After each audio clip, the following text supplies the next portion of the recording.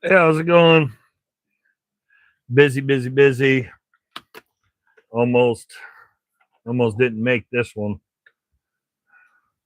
I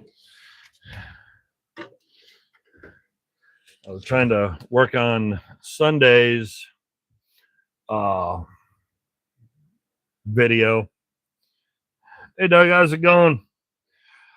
Oh, that 6 video episode was almost a good tool haul. No chisels, no planes. So it's just a mediocre one.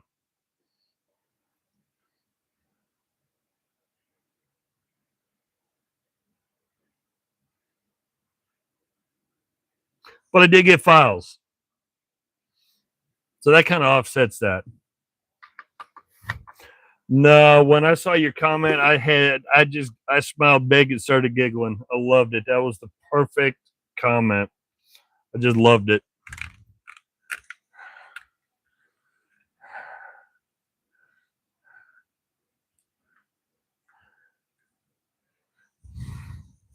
But I will give you guys a hint. That got finished up. I don't want to show too much of it, but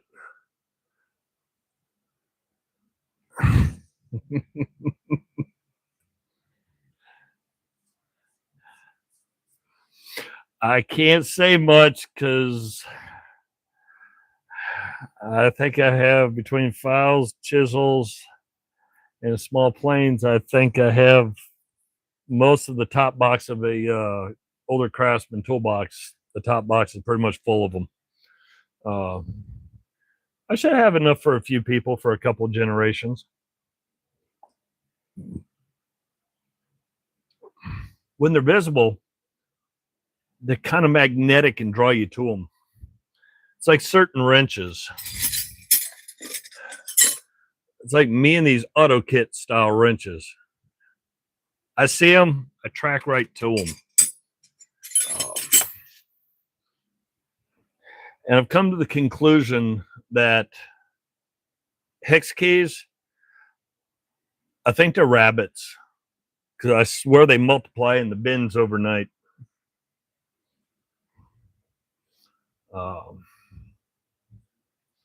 Good grief, I swear the things multiply.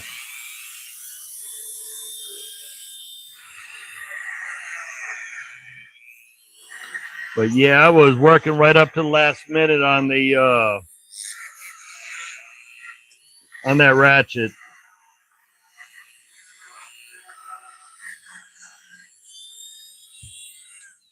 So I did not have time to really sit and think about what I was doing. I was like, you know what? I got the socket. the Williams socket sitting here. I'll just work on that right now, at least for the till something pops in my head.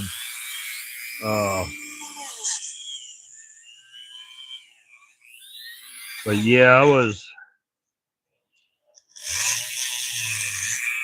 I'll tell you what, I only had 2 boxes in my hands when I left, or when we got there.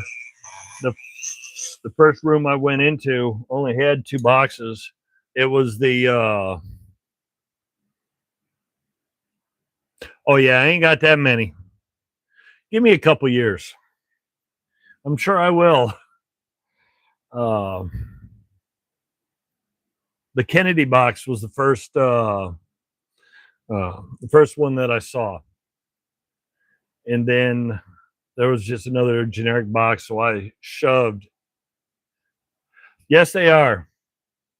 And I played the 5th on how many metric tons of drill bits I have. I just got 1, maybe 2. That's where I'm going to leave it. Maybe 20 or 30,000. I don't know. I've got a ton. They're piled up in little old coffee cans, plastic containers. They're everywhere. But whenever I need them, I got plenty. Sort them out, gauge them up what I need, use them. If I burn them up, throw it away, grab another. They're consumables.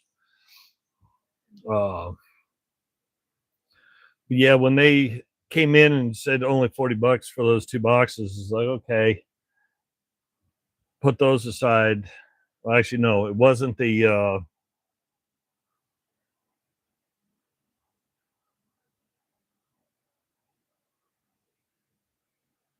oh, it was one of the cantilever boxes, because it was already had a bunch of stuff in it. But then Mrs. Bigfoot said, "Hey, you need to go look in there." I said, "Why?" She said, "There's more tools." Went in there, and I was just shoving stuff, shoving it in every little crack and crevice in them. If I had taken my truck and not her little SUV, I probably would have brought a Craftsman bottom and top toolbox back, a bench top blast cabinet, a 10-inch bandsaw with a stand. I probably would have brought a whole lot more stuff home than I probably needed. But at the prices they were letting me walk out the door with, we were trying to, she wanted me to come back the next day and see if any of that was still sitting there, because she knew that I would have got a super deal on them. But unfortunately, I was on call, and we had nobody that was covering those 2 days during the daytime. So I couldn't be a couple hours away in case something happened.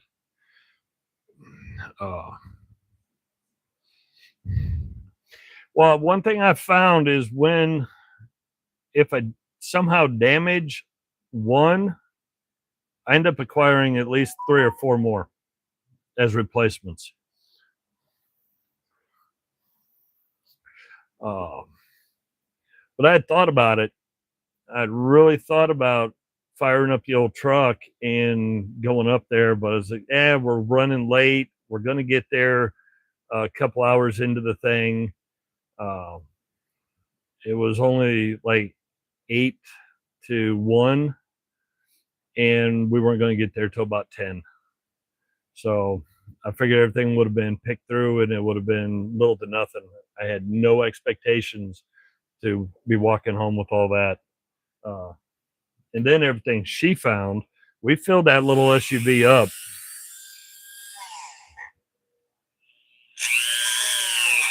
But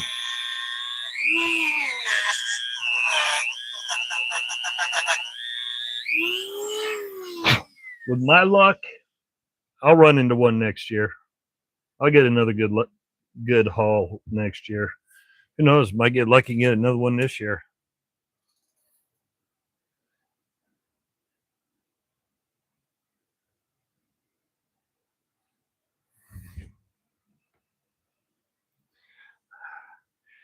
I have coming up in a week another video on one of these. I'm not supposed to talk about it, but it's a different variation. I'll tell you what, that little bugger is very bright. And the fact it's even got a UV on it,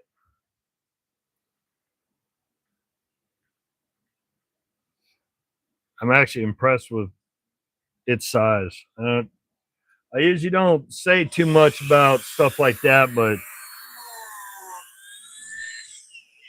it actually impressed me.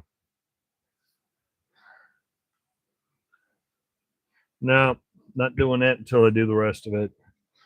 So how's everybody's week been?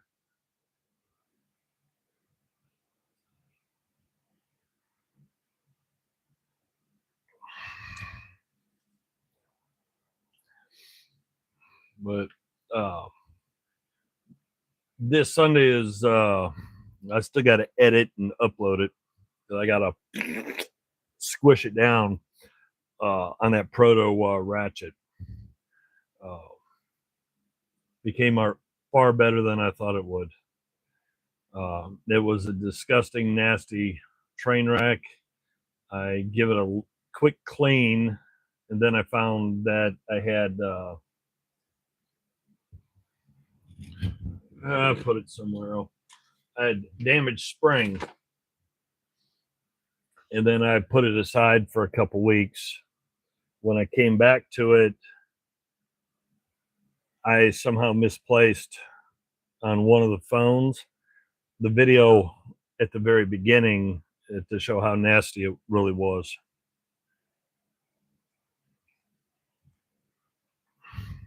So Sunday's video, it's not going to be as disgusting as it originally was because I'd already given a quick go on the wire wheel. But the end result actually is better than I pictured in my head. I was kind of envisioning it one way, and then all of a sudden I did what I normally, like I've done on the video or lives here, where I've done the G96 cream, pour audit out, and then went over it with Oxbow blue, then do the same thing, and then oiled it. This time, I left the oil on it for probably 4 or 5 hours out here in the shop where it's hot. And that's what give it a much deeper, richer color for some reason.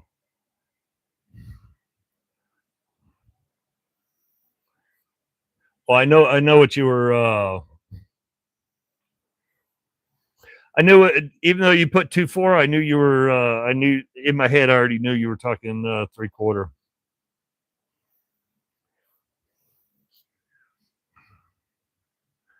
I have the Proto.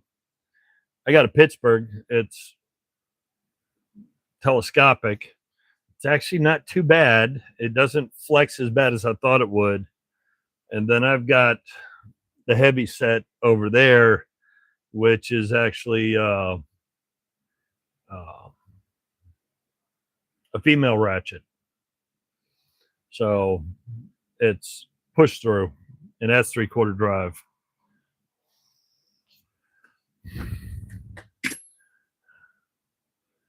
I don't know if you know what? I don't know if I've showed you guys that one or not.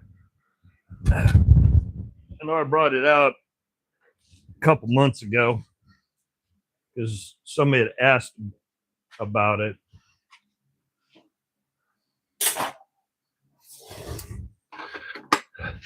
I'm still up in arms on what I want to do with it. I think what I'm gonna do is just give it a light bath, and then I think I'm gonna just give it a light bath and then oil it up. But kind of hard to complete Bonnie.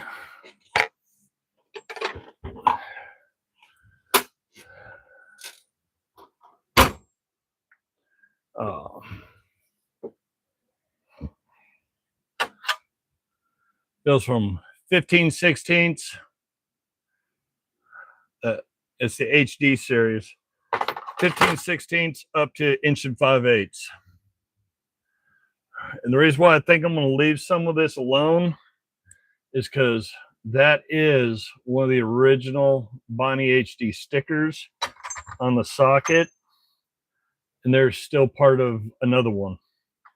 So I think I'll tidy up the internals, and like this one that has no sticker on it, I'll give it a good cleaning. But the bigger ones that still have some of the stickering, I'm going to work around it, but I don't want to damage the stickers.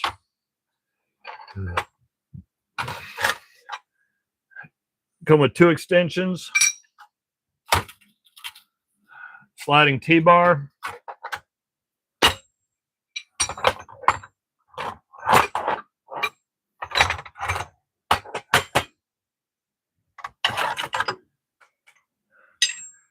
and the ratchet.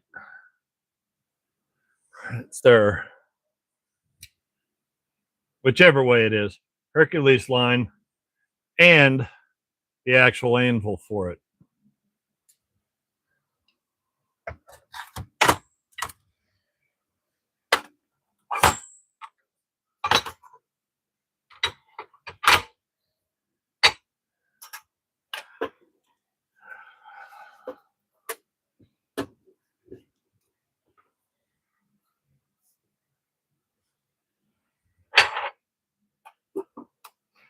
And up here on the top, it still has part of the sticker that says set number HD, and then in the corner, it's part of the original Bonnie sticker that has a plaid, the old red and black plaid, like the old hunter's jacket, wool hunter's jackets, is still up in the corner. That's why I think I'm going to do an ultra light cleanup, and then just keep this as is. It's missing the hardware up front, so obviously the handle's missing and the latch piece, but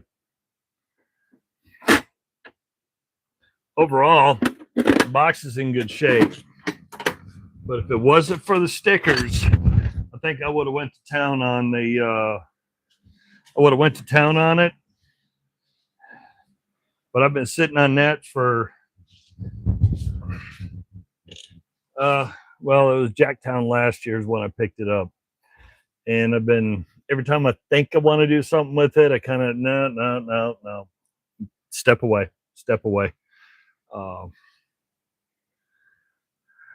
I'm just worried that, like other stuff, where I go from something rusty to going a little overboard with it. So kind of want to work on it, but I don't want to accidentally go overboard and then totally blitz the thing out.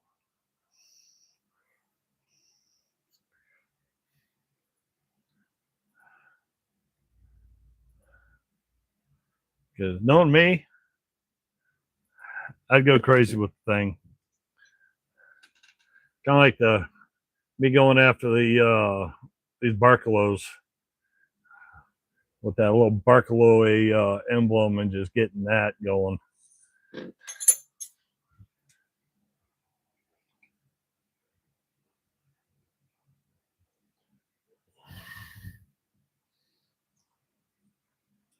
Yeah, I think I just need to get the grime and the crud off it so it doesn't keep eroding, and just kind of, I guess they call it a preservation, is just keep it from getting worse, but keep it as is.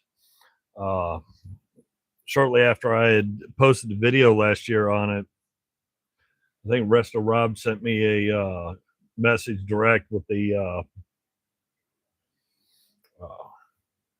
advertisement for it from the 1933 catalog. So that is coming close to 100 years old, if it isn't already over 100. And that ratchet That's between 72 and 77 years old. And just to see you can hear it.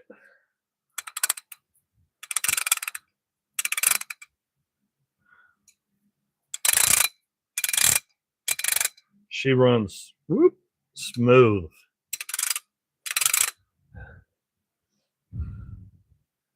I just happened to stumble into that at a yard sale. That was all rusty. That's a Williams. So that was a nice cleanup.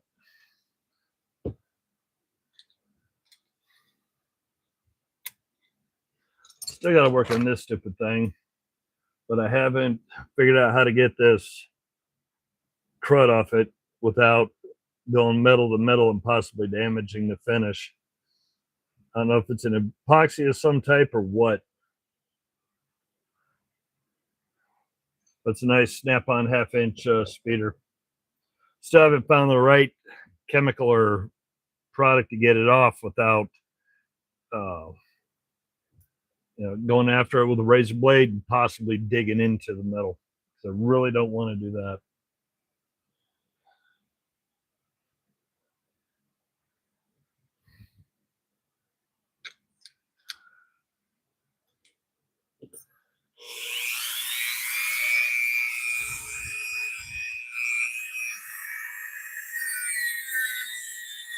See if this will do it.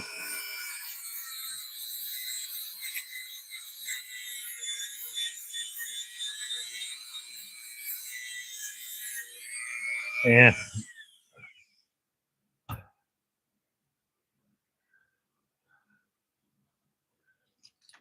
This one, nope, that's not the one. We're going to have to go that way.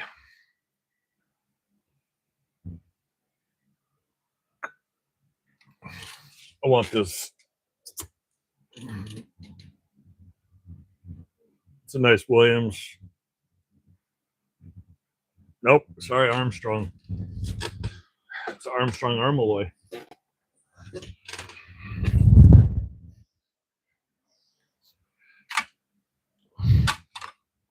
Let's see. Nope, come on.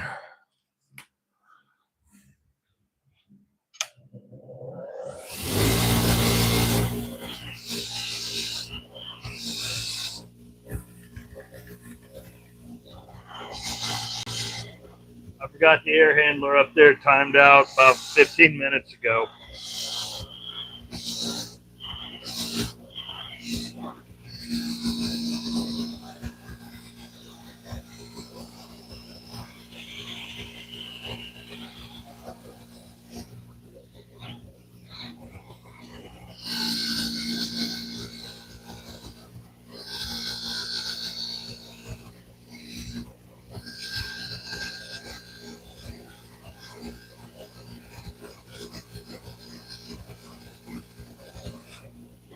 I don't know about everybody else, but I'm ready for winter. I've had enough of the heat. I've had enough of the humidity.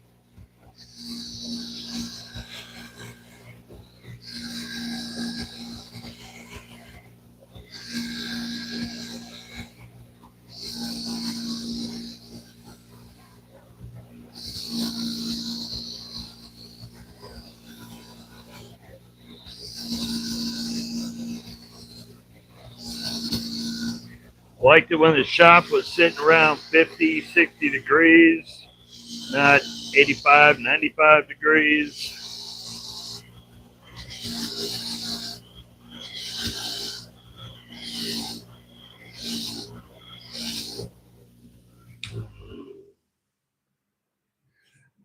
Starting to come around.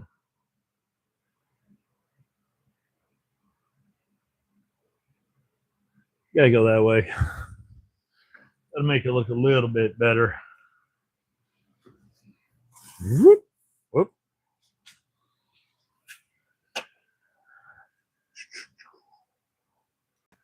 I'm guessing. Turn the light on. That way I can see what I'm doing.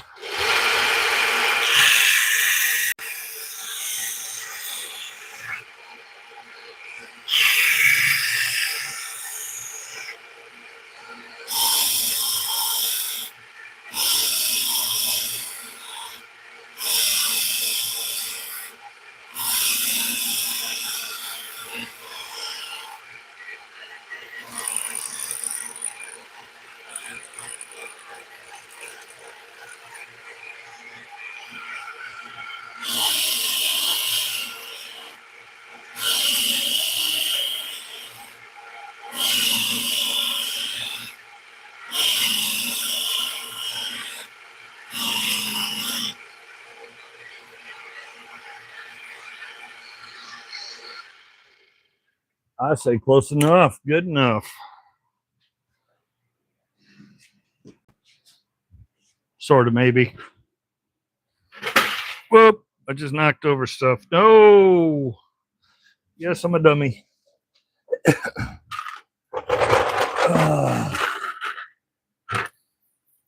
Can't have these going up underneath the toolbox.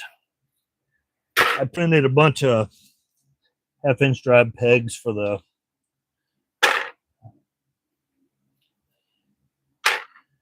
drawers I'm working on.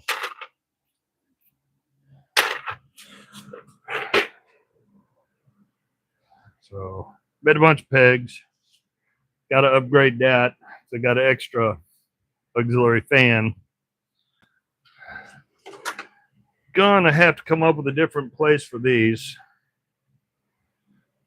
because I got a whole lot more that once they get cleaned, they're gonna overload these two drawers. So I need to rethink my whole ratchet situation. I'm currently working on the quarter drives. It's metric, SAE. These are specialties. I got kind of getting the 3/8 drive together. It's a matter of lining everything up. I do like the super shallows, because that's a 24 millimeter super shallow.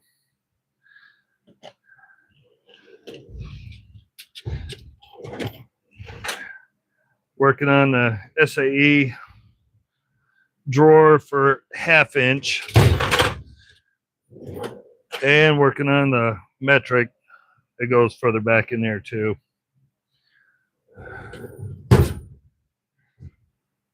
Just very, very slow process, because the screws are expensive. As a matter of fact, I just ordered screws, and the price per bag of 100 went up $2.50 a bag. So instead of $8.50 a bag, they're now $11 a bag.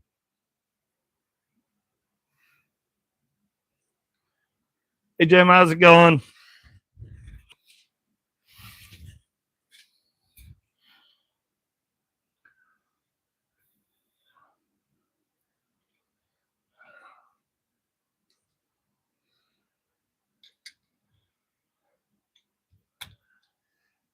Oh, I should have showed you my wrenches that I'm in the process of working on. At least one wrench drawer. I've got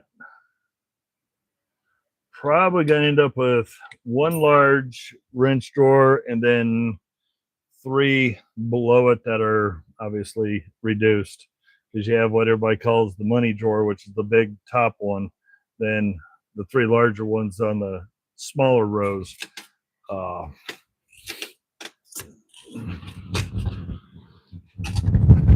working on those.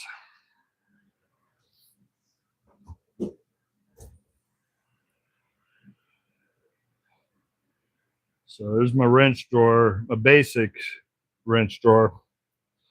So it goes from 1/4 inch up to 1.5 inches. Then I go from 6 millimeter out to 24 millimeter. Then I've got gear wrench, stubby, ratchet stubby, ratchet stubby. All 3 types of SAE and metric of the Craftsman. Combination, the double box, and the angled. Then I got some torque adapters. And then I'm starting the process of working down another drawer with S, half moons, Saltus, double boxes, flare nuts. Still putting this together. Just like anything, when you move one thing, it turns into 2 things, it turns into 3 things. The next thing you know is you have boxes that are totally being dismantled, because now everything has to have a new home. Everything's getting changed. Have to redesign it. Probably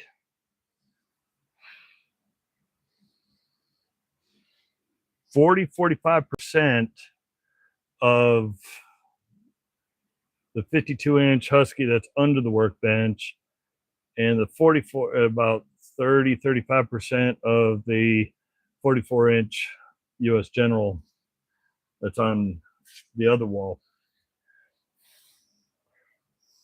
Oh, that printer's been running like a madman. Because between, I don't know where I did them. So I was printing out the plates. Got to print out all the plugs. Then I had to print a bunch of more quarters, 3/8, half-inch. So I still got a whole lot more specialties. I've got all those old flathead, Phillips head, clutch tips, and assorted like that. Weatherheads. Okay. So, yeah, the printer's been printing, but I've also been doing silly stuff like the little 10mm ratchet guy, the bigger ratchet guy, or the bigger socket guy. I made little AT-ATs. I've made bears, cows for my wife and my granddaughter. Since I do like Star Wars just a little bit, made some coins.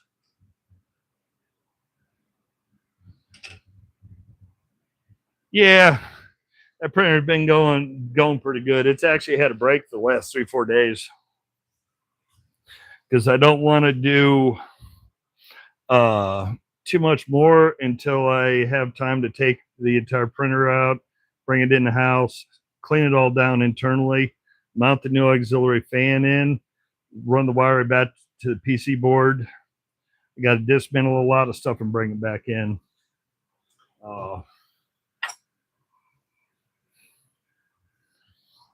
Yeah, no, I ain't got no crow's feet.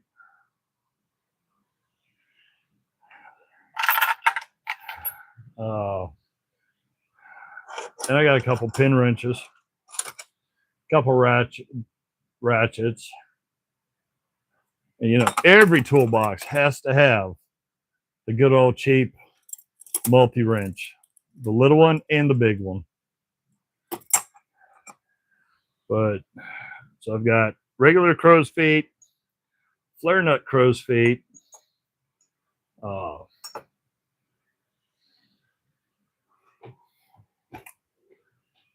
these are just my angles so far. This is Proto Professional.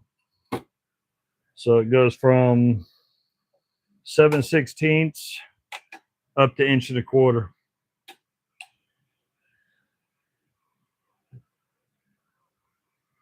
And that's where I'm running into a little dilemma because I'm moving wrenches down into this one instead of up in that one.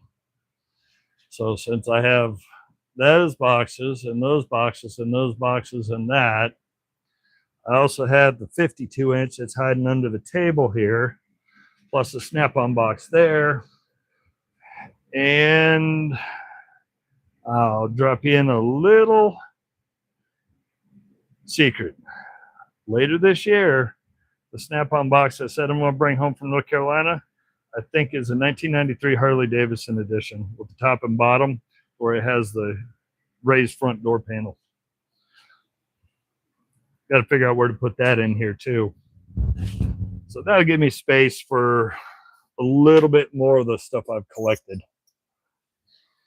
Which means that if I get this done, when I get that box, everything's going to change again.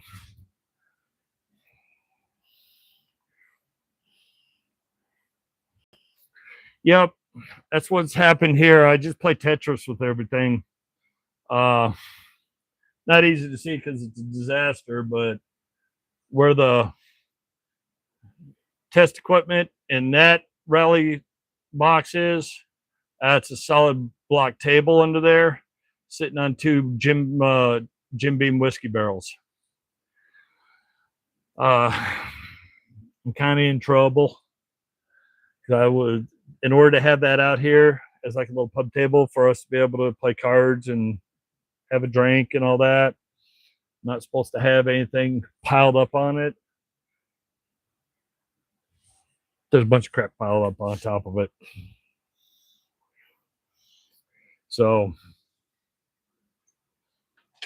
yeah, I got to get that hoed out. But when it's when I get that area hoed out, it's fun. We can come out here, have a drink, have the either the TV on, or I have a Onkyo receiver on the over by the toolboxes under one of the workbenches. I also have a DVD player. I got fiber running around. I also have my Bose AM10 speakers out here.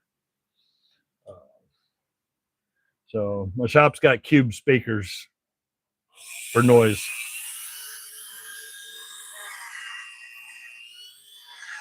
So depending upon whether we want, if we want to listen to music, then I'll run it through my phone. I mean, granted, it's an old receiver, but it has new technology twist done to it. And what I did is I picked up a Bluetooth adapter that allows me to connect my phones to the Bluetooth adapter, and then the adapter goes fiber straight into the back of the receiver.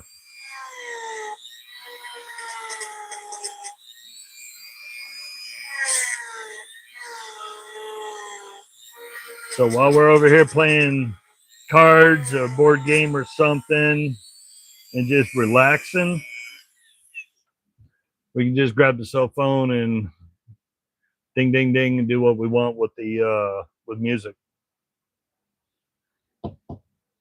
So it's not just, we don't just get to enjoy the music, but all the wildlife outside gets to enjoy the music too.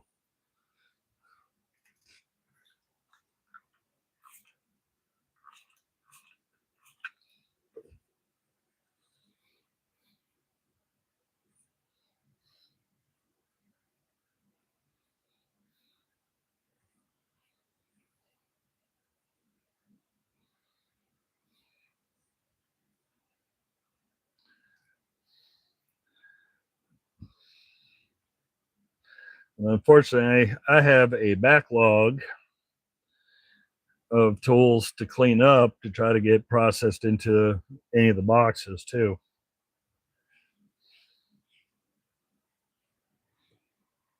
I still have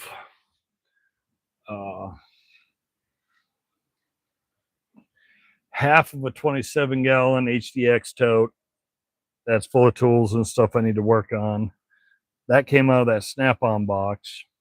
I got a 5-gallon bucket here that has probably 50 or 60 sockets that still need to be dealt with from that Snap-on box.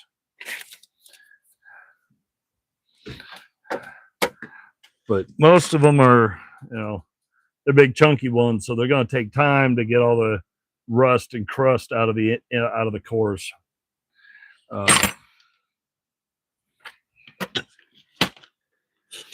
I have those new red Harbor Freight bags.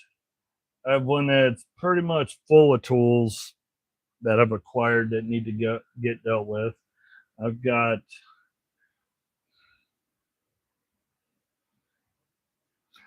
an oldies bag that's probably that I could probably fill up, and that's with the remaining tools that I still need to work on, clean up, and process.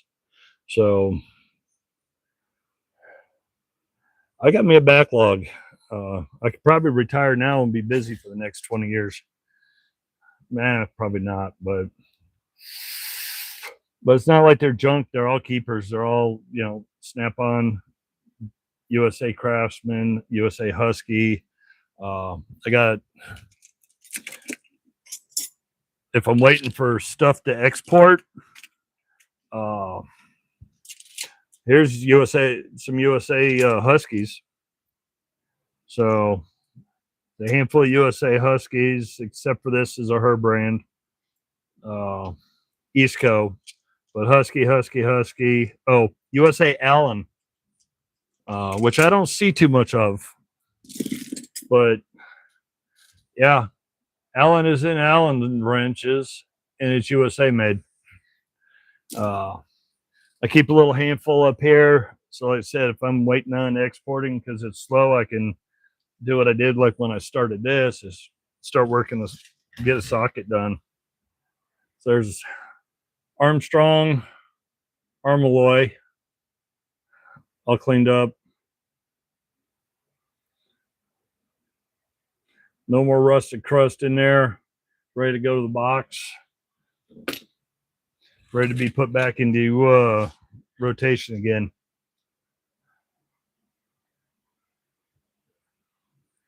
What's going to be tough is I got a bunch of the small HDX style totes. They're like a couple gallons a piece. That's where I'm kind of piling up everything I've cleaned up, other than a lot of the drawers that I had stuff in.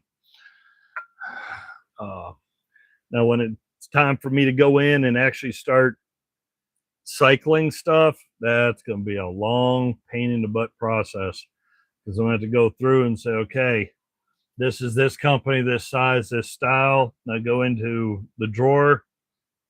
Yep, that's an upgrade. That's a better quality one, and slowly stack up and then transfer stuff out. Just slow steps. Now I still have on some of the larger metric sockets, I still have Stanley. I've teched in other companies, but I still have some Stanleys. It's what I needed at the time. It got me through. But then I'll have to obviously start gauging. And then after I do that, then I can go through a mountain of stuff like this, start putting them together. And is it this one? Yeah. Then see if I have any sets. Because here's a double line without the V stamp, but it does have a V up here and a 7 down there. So I have to see if I got any more of that design, and see if I can start building sets out and see what I got.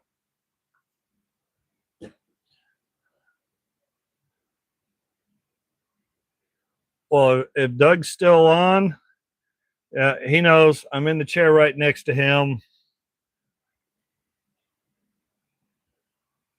Yeah, by the way, Doug, when's the next meeting? That way I can plan to be at an estate sale and skip it.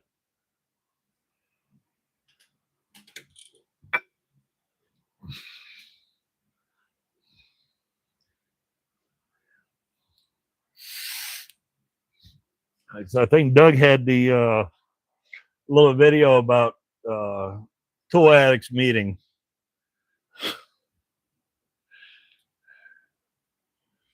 I think what I end up saying is next meeting I'll bring the drinks and the snacks.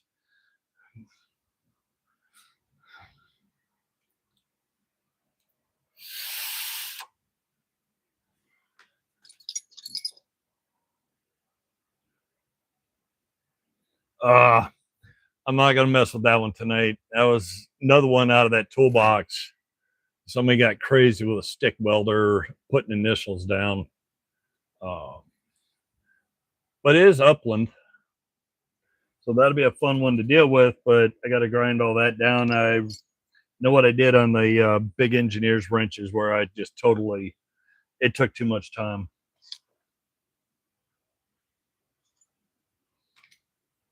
Let's see if I had anything else up here right offhand that I needed to work on.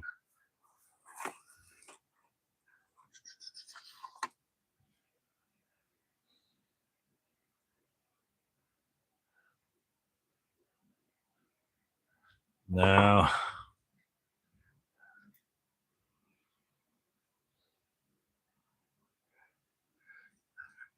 unknown 3/4 drive just says 1 inch. I figured I'd do that when I'm bored one day.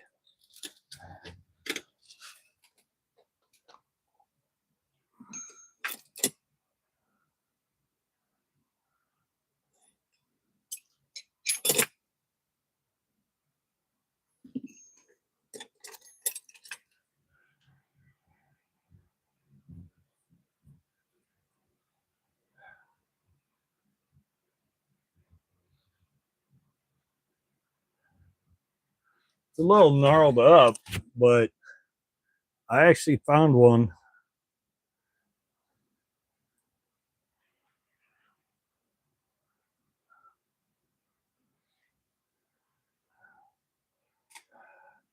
And to boot, it's USA made. Most of the ones I've seen online are made in Canada. Obviously, the reason why I read prints, since it's kind of where it came from. But yeah, I've only seen those in catalogs. I don't remember seeing those in stores at all.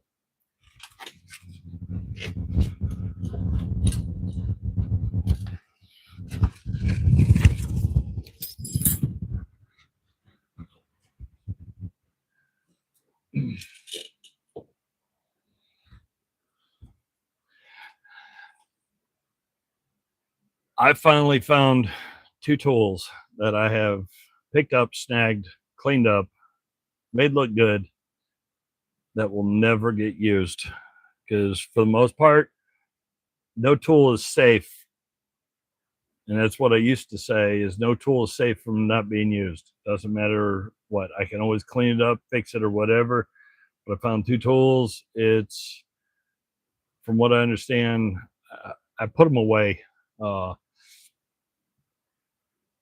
They're very odd, and I don't know if it's from a misprint or something else, but they're very odd. Oh, I thought they were just regulars because I didn't pay too much attention to them. But somebody told me, I said, yeah, nope, don't use them. They're very, I wouldn't say rare, but most people don't know they exist. And when the ones that are out there, most people are using, abusing. So in time, they will end up being rare. Well, see if I can make this old thing look better. Pretty cool. I don't think I've ever seen one so short, but have such a steep offset on it.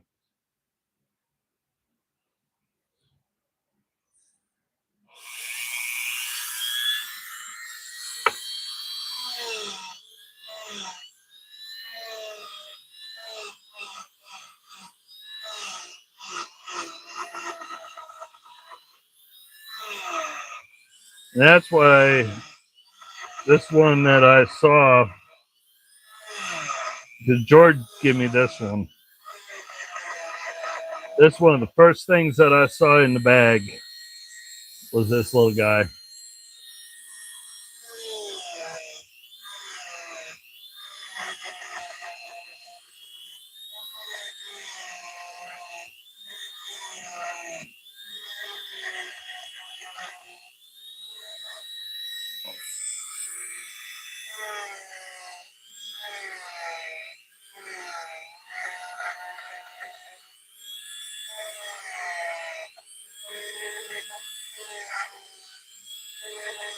One thing I've learned over the years, these older tools, they clean up so much better than newer tools.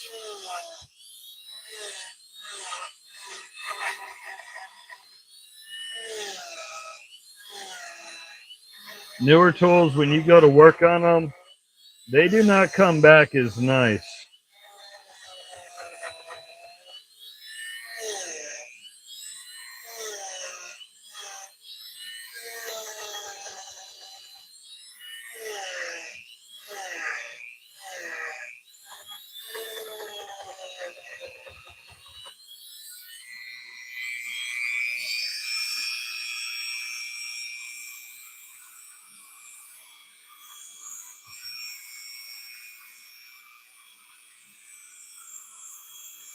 I lost track where I was.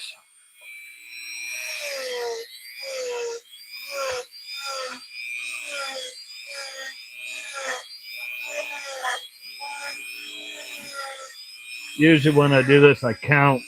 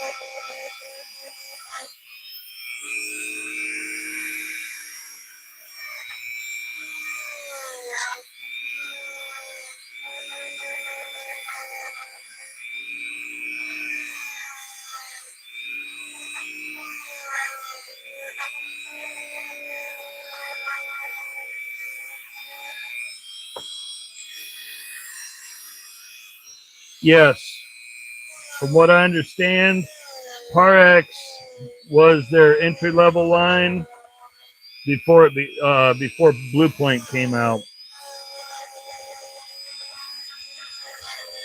At least that's everything that I've heard.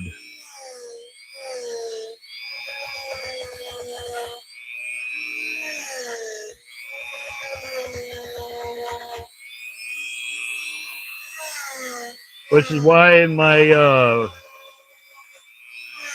videos out of this haul, I got excited when I found those single-ended flare nut wrenches that were both Parex and Blue Point. I don't know. I may have to look, see if I got any.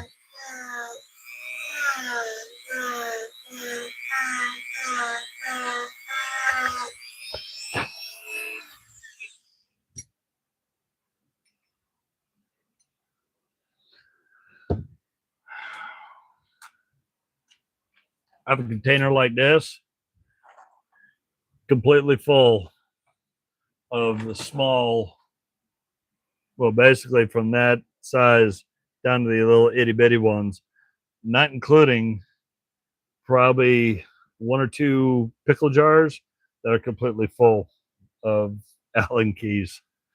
I've had my fill with them.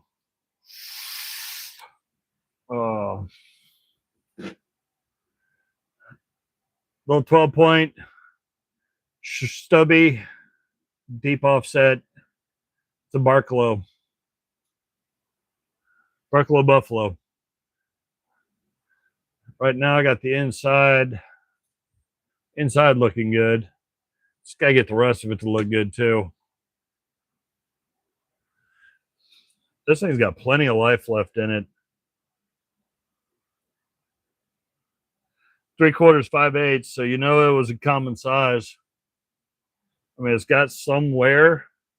You can see where stuff's been hitting on it over the years going into it, but there's no big chunks taken out of it, and they're not rounded over real bad.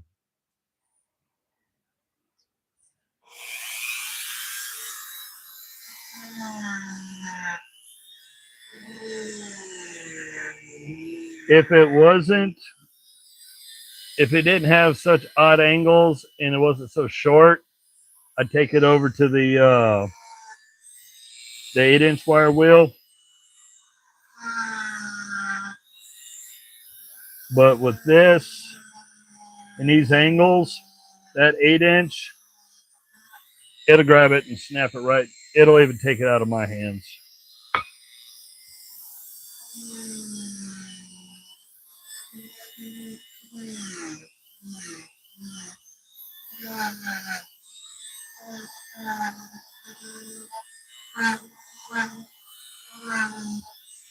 And since that wire wheel is still relatively new, it's very grabby.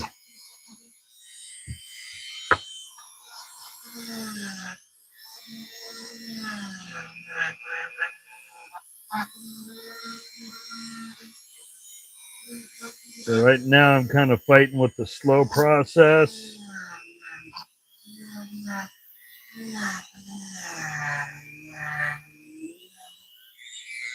Oh, yeah, it was. It's all because of Mrs. Bigfoot. If she didn't tell me about the other room, I would not have came home with those boxes packed the way I did.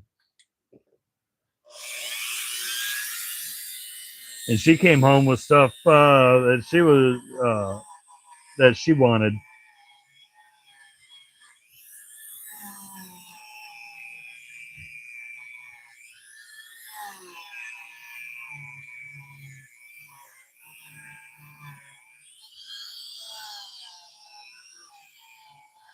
The way I look at it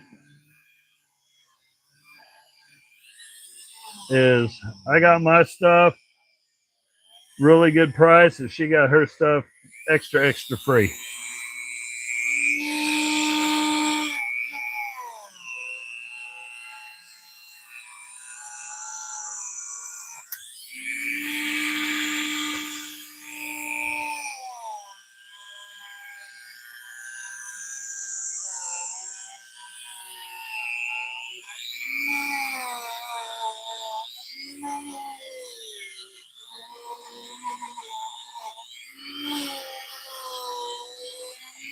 As much as I don't want to take it over there, I may have to.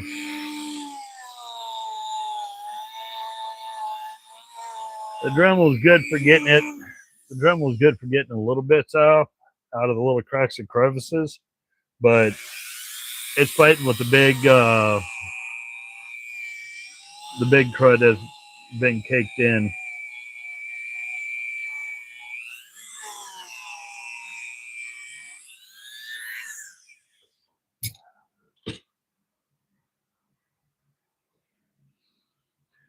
Oh, I do too. I haven't even messed with most of the hardware out of those boxes. Kind of pointed at it, talked about it, but I haven't gone through them yet because I'm going to scoop them all out. I'm going to sort it, trash or keepable hardware, and I think there's still a lot of good keepable hardware out of the boxes. Like when I was chatting with Scott Crafter, hardware is not cheap anymore. And with hardware prices being as crazy as they are, got to salvage everything the best you can.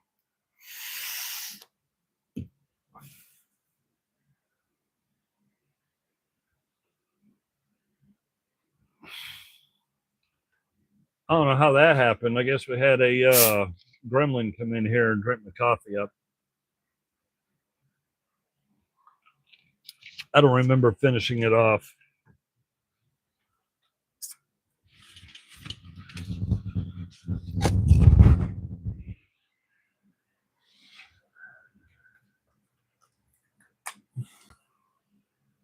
Well, cross my fingers that this doesn't get flung across the shop.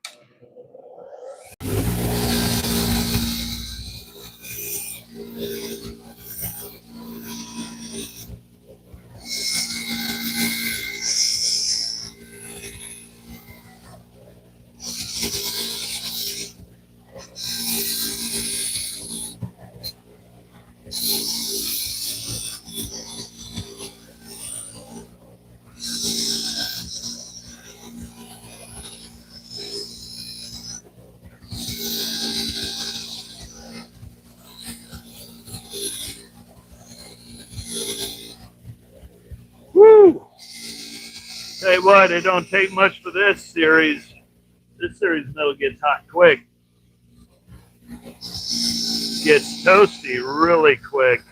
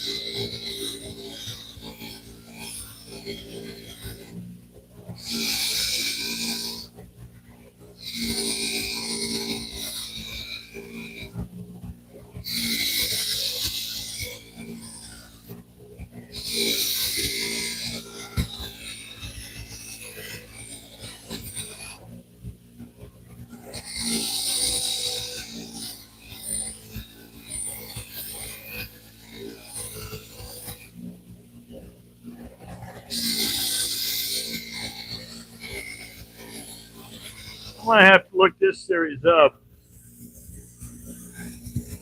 It's got an end a November stamped into it. I don't think I have any. I don't remember any Barcalos with a November stamped on it.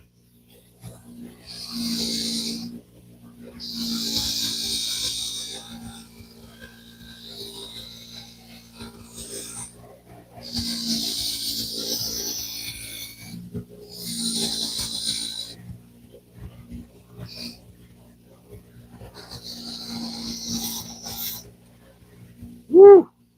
Getting toasty.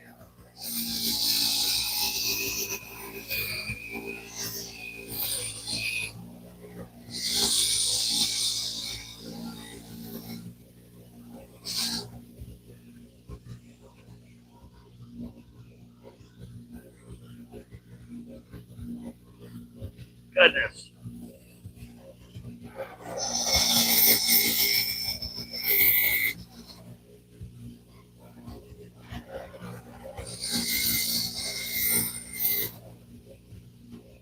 I'm getting close.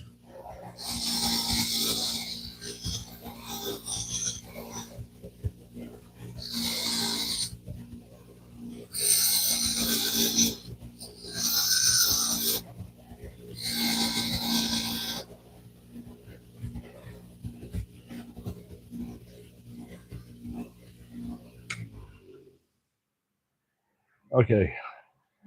Let's go back and let this thing cool down.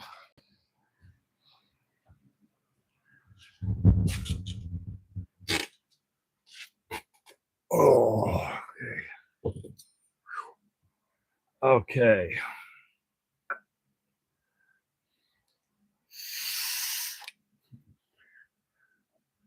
I like that rule. That might be why I got so much stuff out here. Since I put above the shop, I put half-inch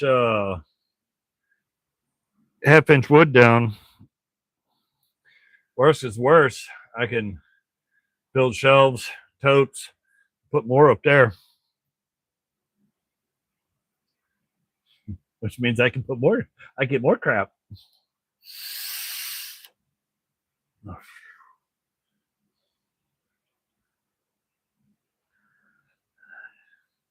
Yeah, I definitely got to dig into that on the Barcalo, that end stamp. I do not remember seeing that on any of my other wrenches. Doesn't mean I don't have one that may have a different letter on it, but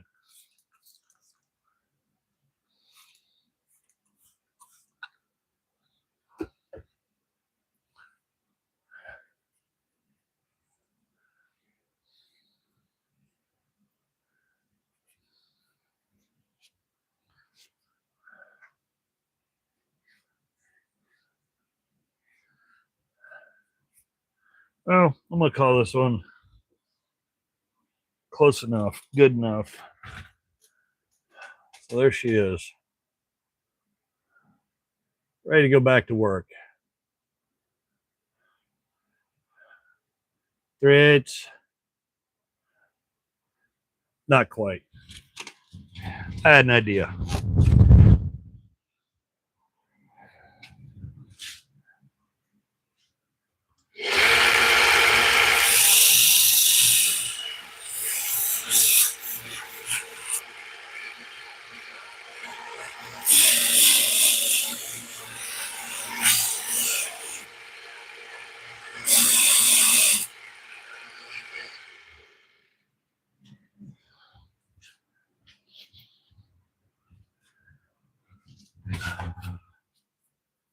Just took a quick second. So now we're going to make that panel shine.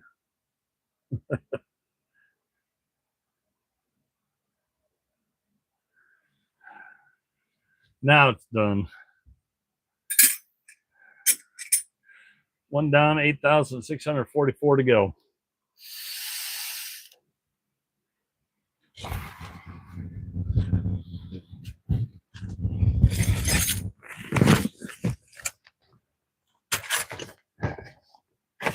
Yeah, if George was on, he'd laugh. But I still got.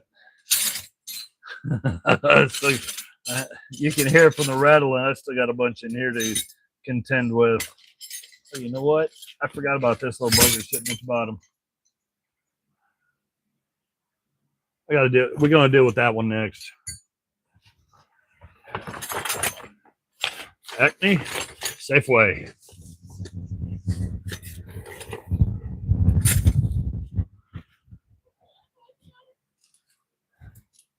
We gotta make this look good.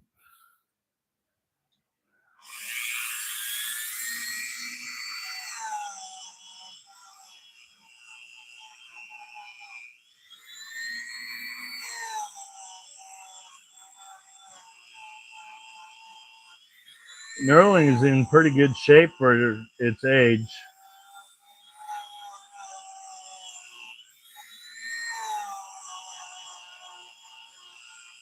I mean, actually, the little breaker bar is in excellent condition anyways. The only downfall, it is pinned, so it's not roll pinned where you can hit it and tighten it up. It's just, but it'll still be a great little user breaker bar.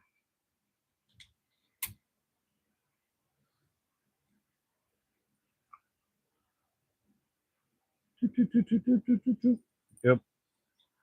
I had to put my tool radar on.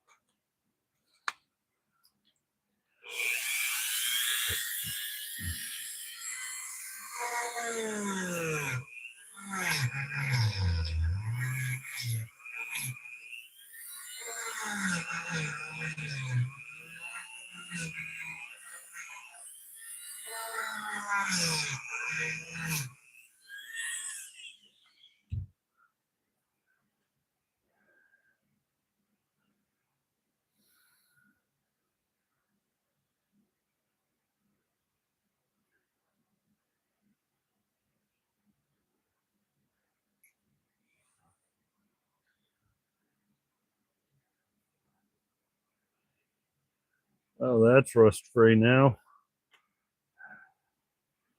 Gotta get the rest of this looking good.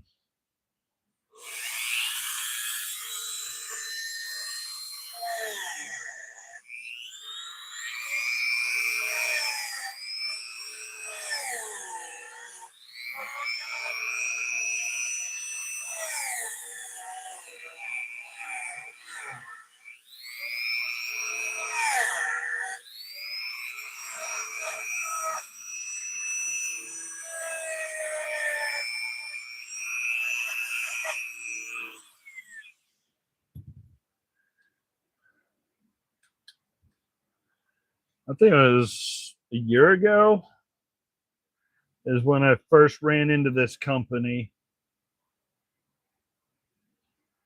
and I'd get one or two sockets here and there, and then the occasional ratchet, and then I thought I had a wire stuck in me. Next thing you know is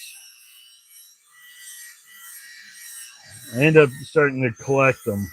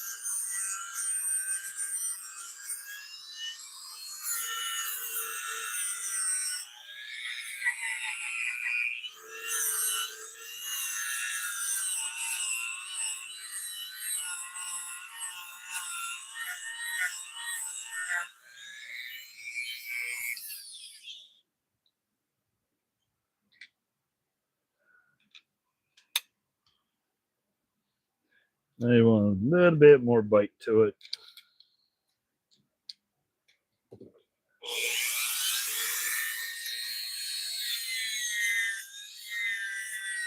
I wasn't going to complain about Walmart and them being a bunch of shady shysters, but I was looking for new brushes for my old Dremel. So I went online and I saw them for clearance.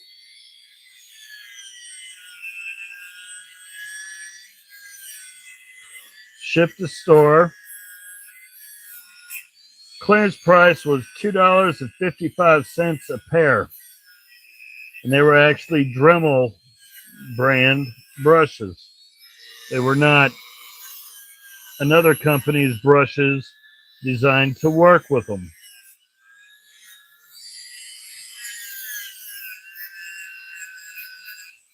So I went to put it in my cart.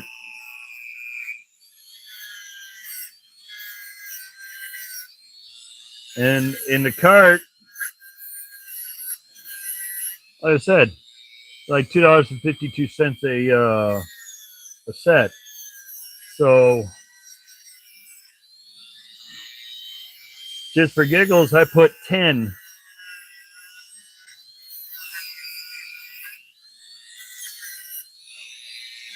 Quantity of 10. No problem. Said it was good to go.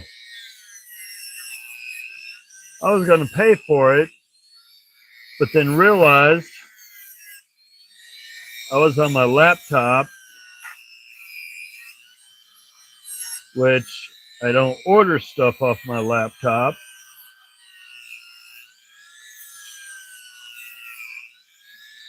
So I was like, okay, I got to change my location.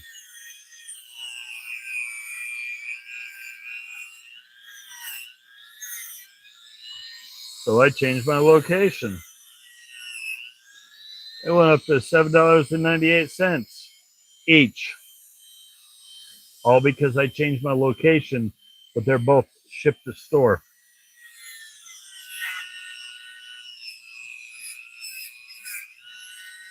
So I had to try to remember what the location was where they were cheap. I found it, changed it back to that, It dropped back down to basically $2.50 a piece or per set. But I'm not driving a couple hours out just to pick up 10 sets of brushes. That's crock when you change when it's shipped to store and you change locations and the prices are all over the place. Especially when you're only a couple hours away.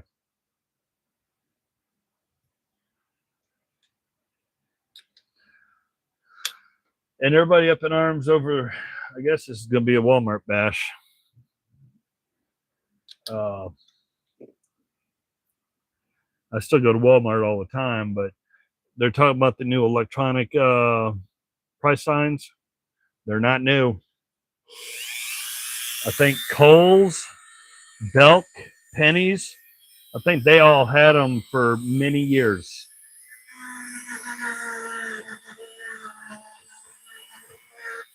And yes, they can electronically change those prices just like that.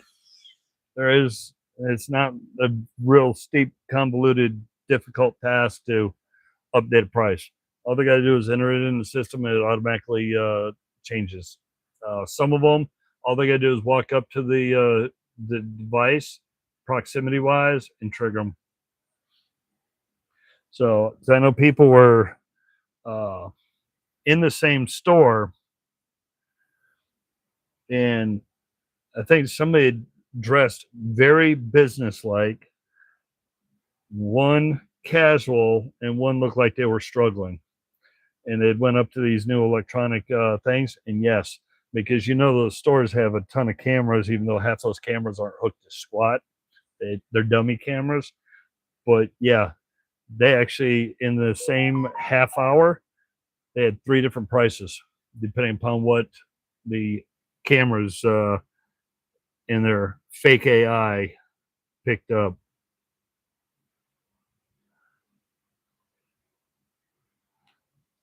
So it don't surprise me.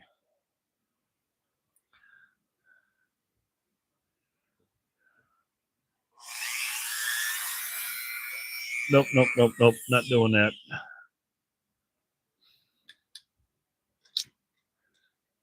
Am I going to keep shopping there? Yeah. Why? Because for the most part, a lot of the stuff in this area, it's cheaper to go that route.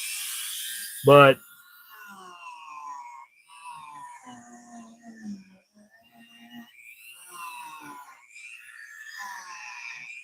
maybe in the long run, it'll help because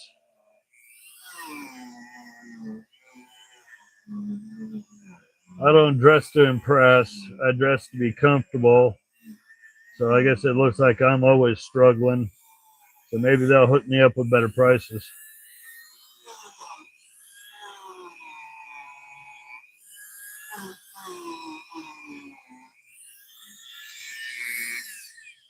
No, I am not. I am not on call. That's probably why I am awake. I'm alive. I'm not a zombie. Uh, I think I'm on call either next week or the week after, though. But, yep. Nope. I actually got to go to sleep and actually didn't have to worry about the phone ringing and going up. Thanks. I think my teammate got me this.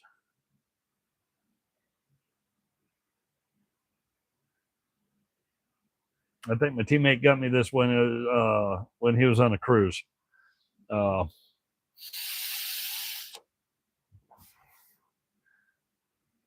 know somebody was playing down around the islands and they saw the varieties, weren't sure what to do, and then they turned around and said something about a shirt. Yeah, actually, yeah, I think it was because they were down there, and he had texted me and sent me pictures.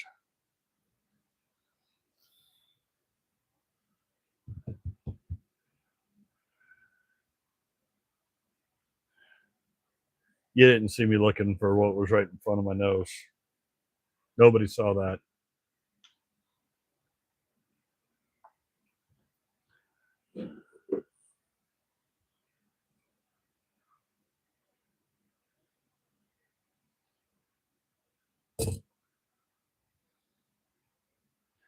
little bit of dirt. Nope, it was a figment of your imagination.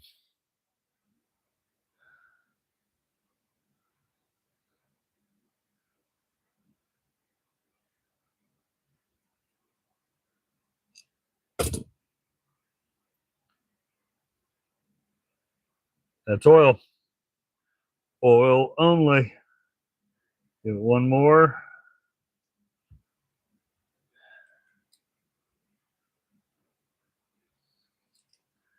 Yep, there we go. Got a little weeping out of it now.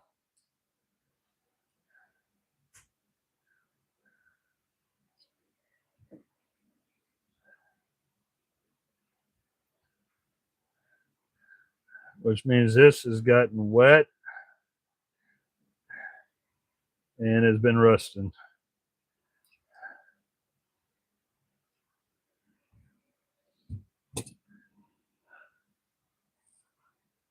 Little 1/4 inch breaker bar right now. Now earlier I worked on a socket and a nice little Barkalow box end. Let me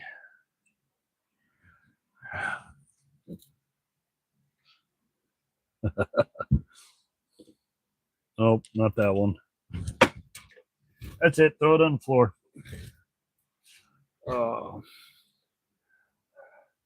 Cleaned up, got the rust and crud off of old Armstrong Armalloy. It's ready to go back to work again. Then I got a Barkalow Buffalo,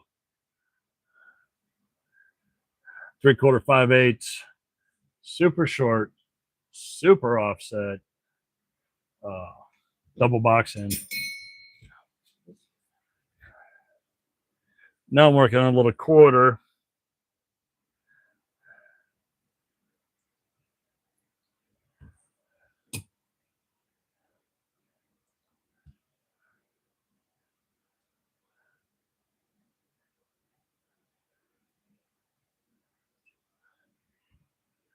Very little's coming out, so I'm close to calling this one done. Oh yeah.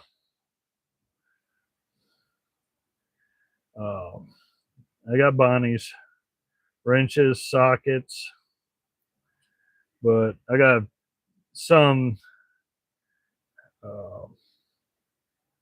well, you missed it.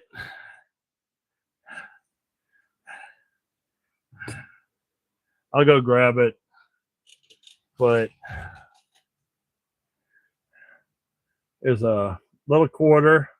It's a little loose, but it'll be all right. But it's a Mustang, little MM50.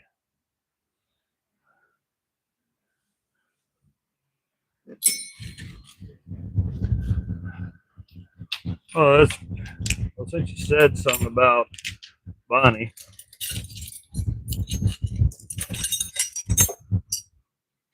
There's some Bonnie sockets.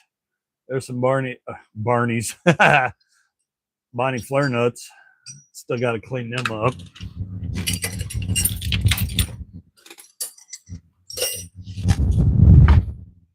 Then I got a little Bonnie ratchet set here.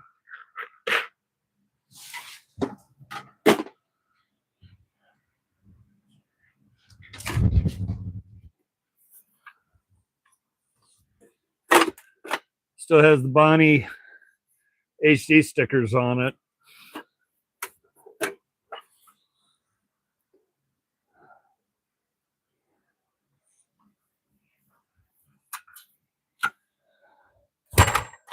Goes from 15/16 up to 1 5/8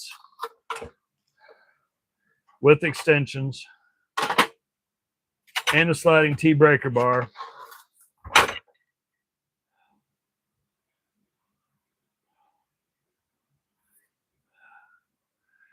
And still has the original Bonnie pass through.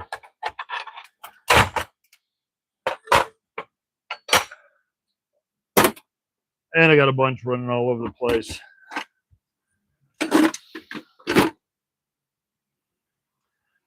So let's see. Armstrong, Williams, Billings, Bonnie, Craftsman. Oh, geez. Mustang, Snap-on, Mac, Matco, Cornwell.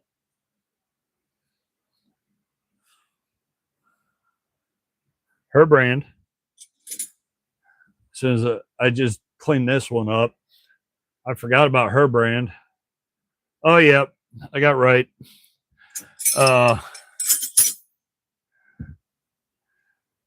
And sockets. This is just what's sitting in front of me. Oh, yeah. There's old Billings.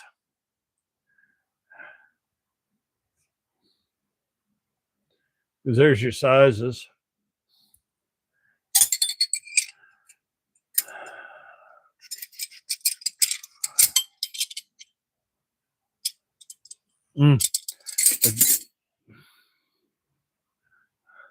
That was a nice one. That cleaned up really good. That's a very old International Harvester. I forgot the name that is C right in front of it. I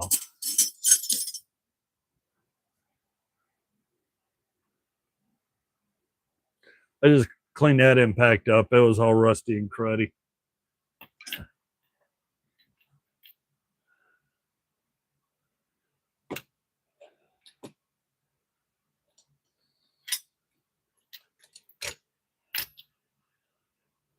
Even got Pexto. I mean, for its age and abuse, it's actually in really good shape.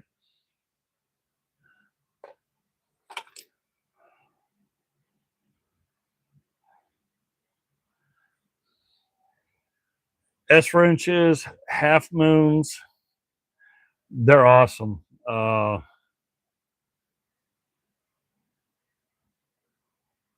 I have some that are Snap-on. I think her brand. Oh, now you got me thinking.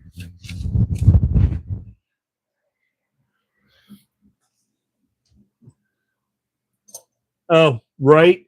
Barklow Buffalo. Her brand. Armstrong. Mac. Fairmount. They're all USA. That's in my half moons.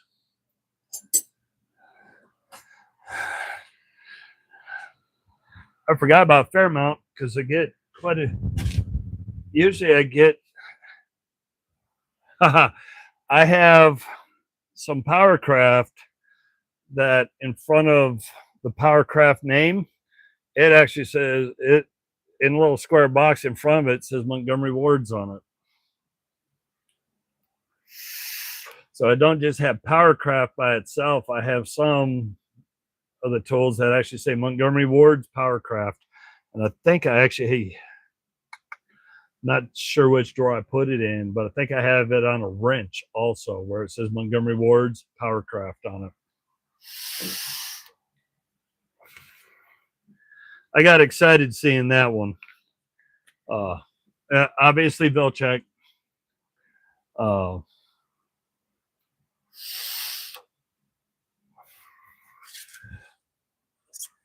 Actually, you know what? Hang on.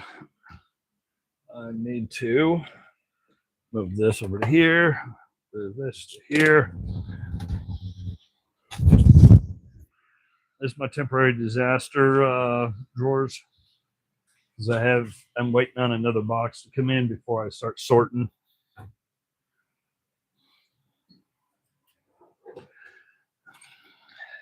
Yeah, this ain't the disaster drawer. There's Williams open end flare nut. Proto open end flare nut. Snap-on open end flare nut.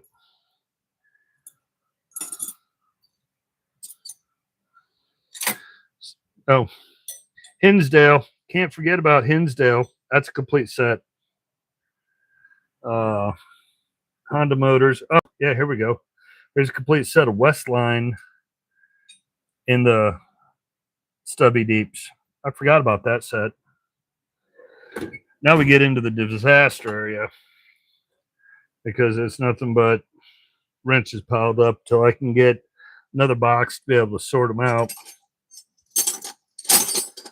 SK, KD,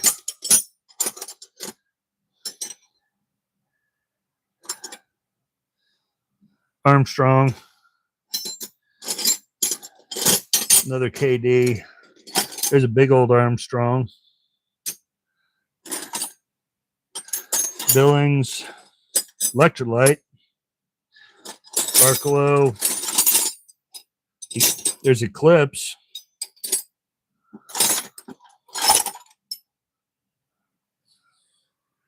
There you go. How about Ward's Master Quality? Half inch.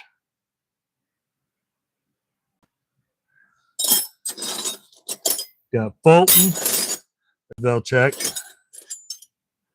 There we go. I know it's not USA made, but I thought it was awesome because it's a combination wrench and it's metric came up.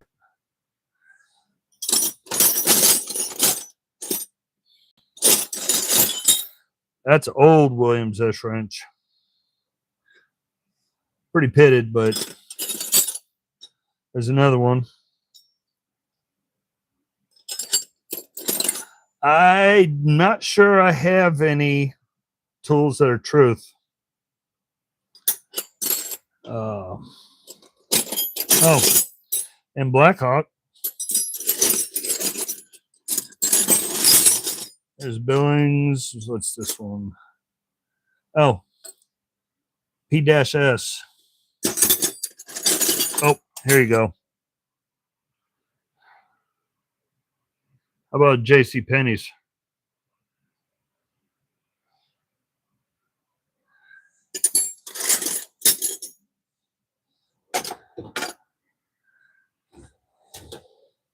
And another drawer full. Hinsdale's, Bonnie. Oh, there we go. There's Basic Powercraft.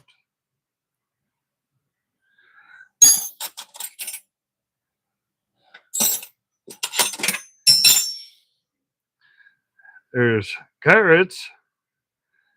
You know the company now, Echo.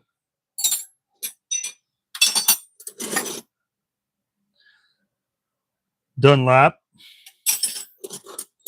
Williams. That's my big Williams.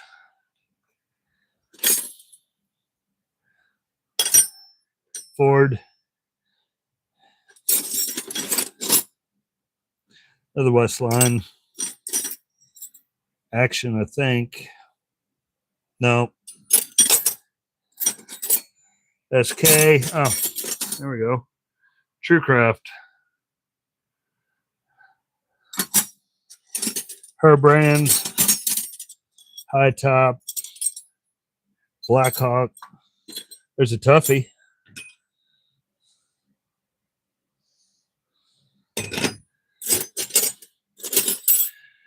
This is the two sort pile, besides my grandfather's screwdrivers that I reworked. Oh, here it is. Here it is. I knew it was close by. So double box end. There it is. Montgomery Ward, Powercraft.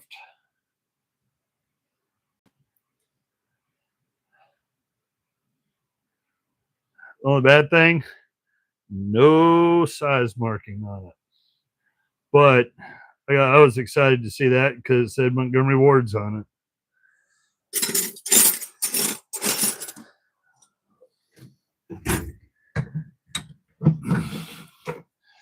And I got more with bigger wrenches. Got Fords, more Ford. Oh, there's Dayton.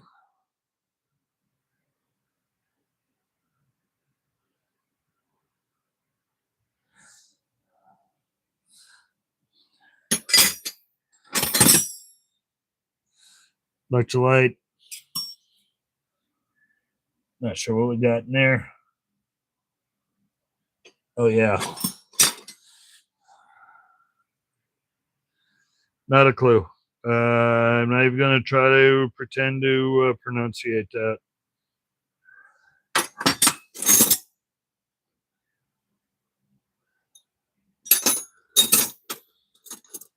Another bell check. Nope. There's Fairmount. Bell check. Oh.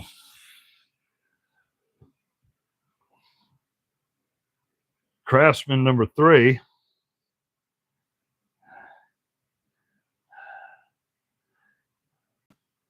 Not sure what's going on with the finish, but it's got a funky finish to it. I'm going to have to rework it.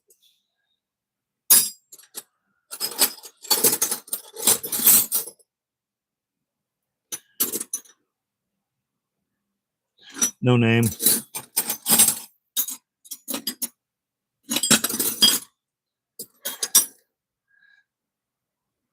J.H. Williams, light service wrench. There's an industrial version of the auto wrench.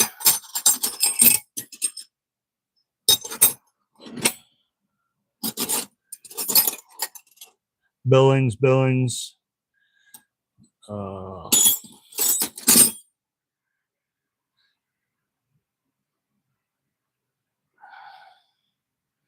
don't remember what that one was. Diamond with the H in it. Challenger.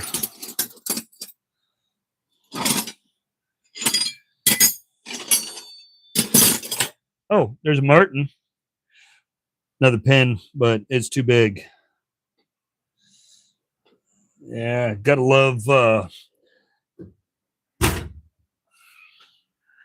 high humidity. Wizard, good one. Oh, East Coast. Got some of them too. Somewhere close by, I've got a pair of Wizard pliers that has the embellishment on the handles that says Wizard. But I know Wizard right off because of it's pretty obvious when you look at a wrench. If you got those little curved lines on both sides, you know it's a Wizard. I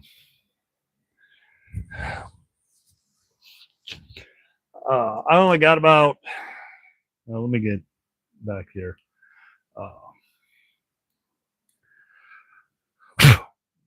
Daggone bugs.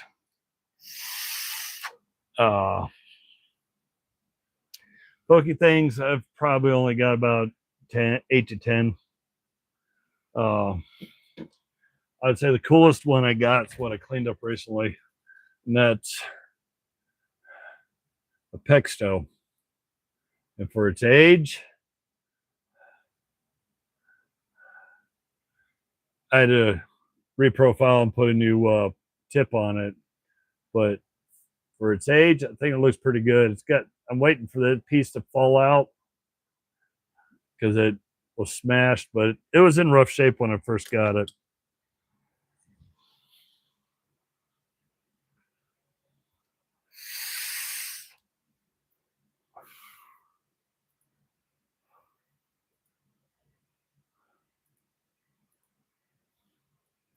Well, I see that some of those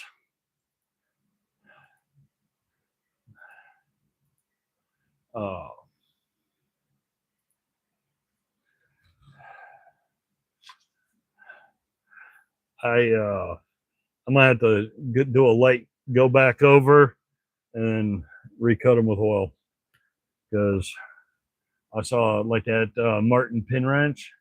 I see that it had a little bit of surface rust starting to form on it. But with the heat, the storms, and the weather we've had, the shop's hot and humid. So I may not have gotten a quality oil wipe down on it before I tossed it in the drawer. So when I get the other box, I'm able to start sorting stuff out. I'm gonna probably go through and give everything a Just hit it with a little cut brush here, knock the surface rust down, then re-oil everything, see what I can do with it.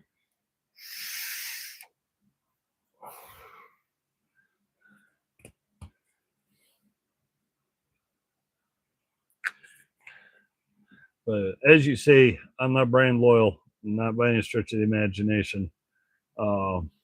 If you saw my main wrench drawer, have a good weekend. Be safe. The metric is all Mac. It's all their CW line. The other is primarily Proto Professional, the 500 series with some Craftsman and Snap-on and other stuff. But I have 2 complete sets of wrenches because too many times I've had, say, 1/2 inch or 7/8 on the nut side, and I needed the same size wrench on the bolt head side. So it kind of is easier to have 2 sets where you can just work them both. And then my backup set will back up if I need a duplicate. That's a little bit of everything. I've got Craftsman. I think there's Armstrong, Williams. I think there's some Natco, Snap-on, Proto. It's all in that secondary set. To be honest, I'm not sure if I even looked at that secondary set, pulled it out of the other drawer yet. I'm still working on how I'm going to lay out wrenches.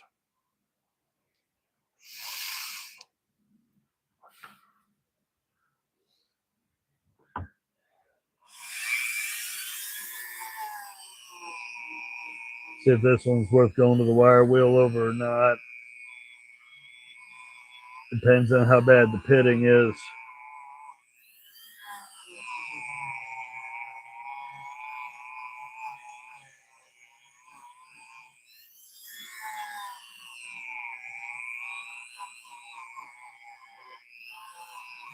But sometimes when working on projects or working on tasks, sometimes it's fun to just use the older tools.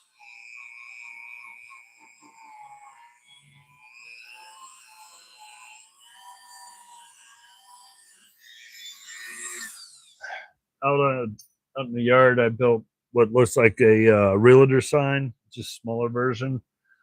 Mounted a light to it, mounted a sign on it, got a hook on there, can hang a bird feeder on it. I actually used a bit and brace to auger out the holes.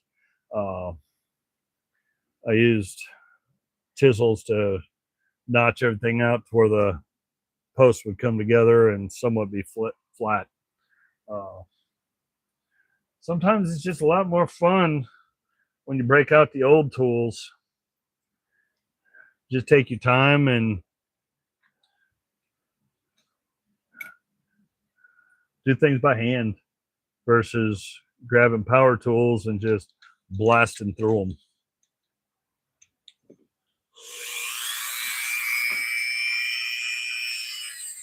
And I've had situations where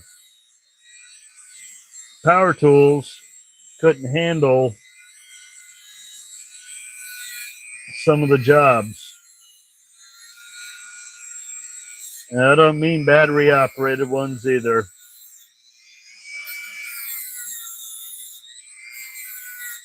Yeah, I think I can make this one look better.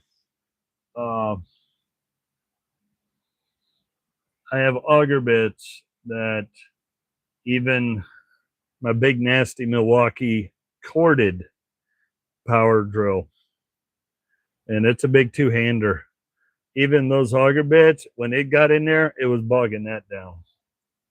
But the funny thing about it is, as powerful as that is, take that out, put it in a bit and brace, and you just watch and do that, and you just watch all the chunks come right out. It's slower, cuts better, just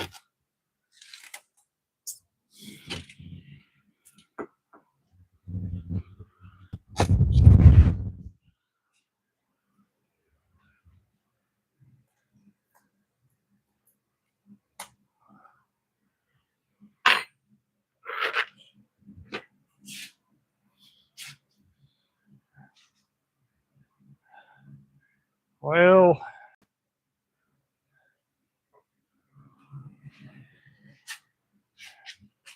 there's one of the auger bits that bogged down most of today's power tools.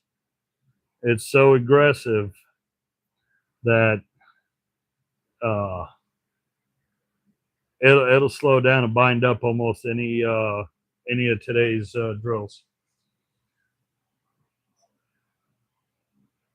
Lock that up in the old bit and brace, and it just sits there and slowly just eats right through it in no time at all.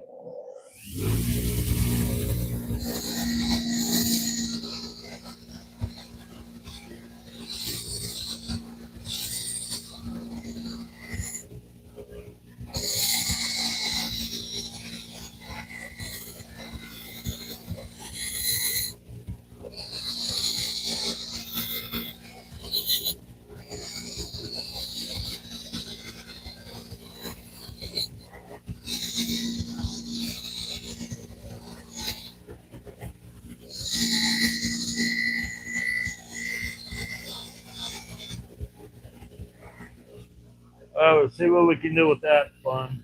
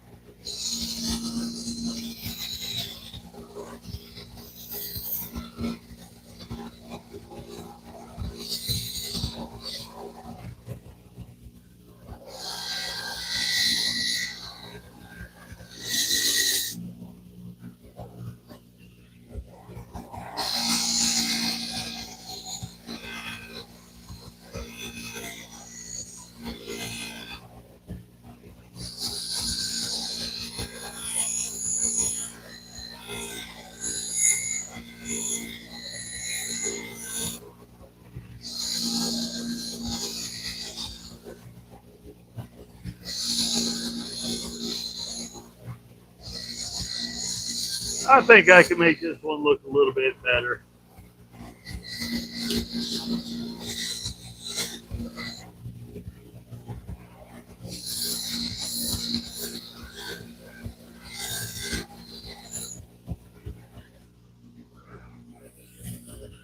Getting toasty.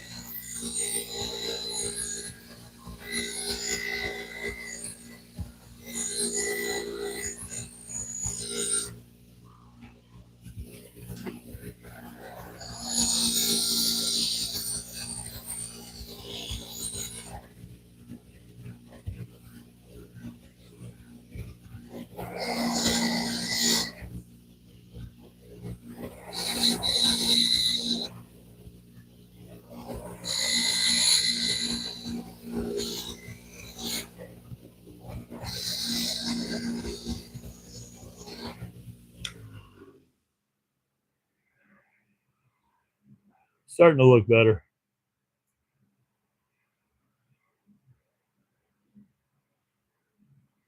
This is not so rusty and nasty. Got some pitting. I'll try to make that look just a little bit better.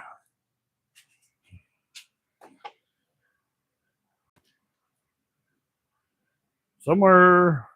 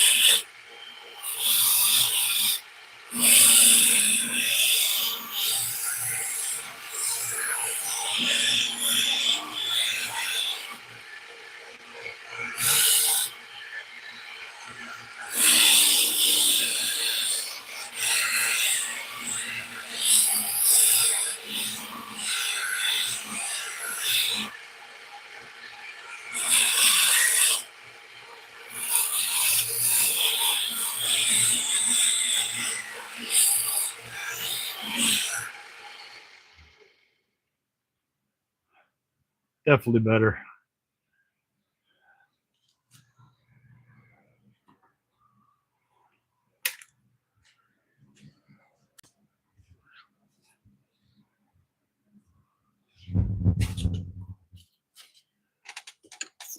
Bam. So definitely better than the way it started, for sure. Just got to clean up the internals.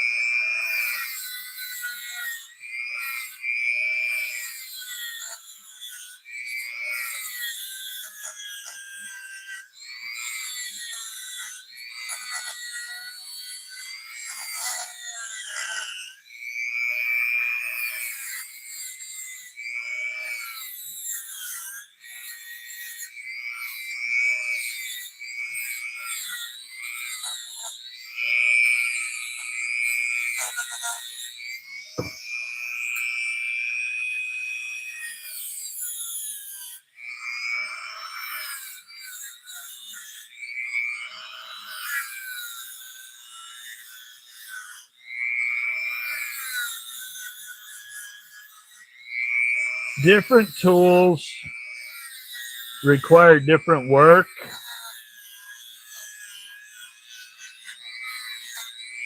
Depending upon, I don't know, I guess it's just hitting it on the main wire wheel to get to the bottom of the bolt crud. Then after that, it's a matter of looking at it to see, does it need a high grit, or sorry, not high grit, low grit value, so aggressive fiber wheel. I got that on another 8-inch variable speed grinder next to the where the wire wheel is. So I put the wire wheel on actually it's sitting on a buffer.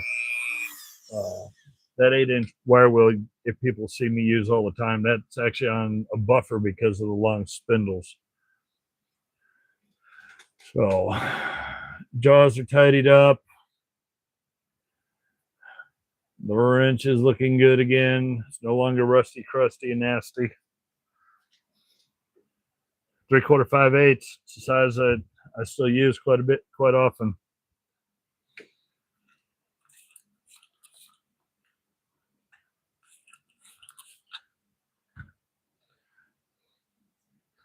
So I don't know, I guess,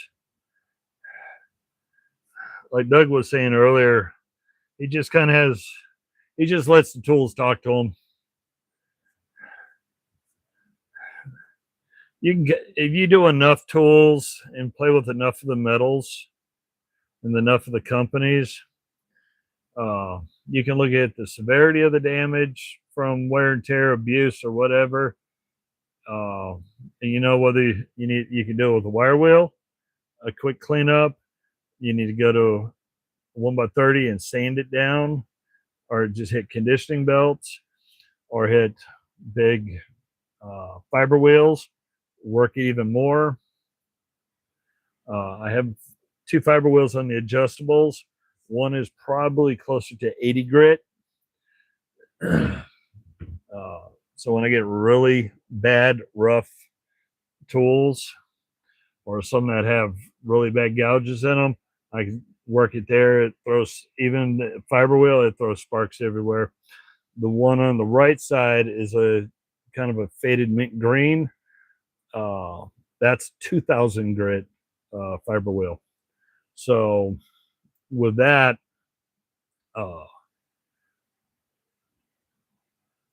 depending upon the surface, because like these older ones where they're not smooth, hitting it on that 2000 is kind of useless. It'll polish the high sides, but it leaves the wrinkle so it ends up casting shadows.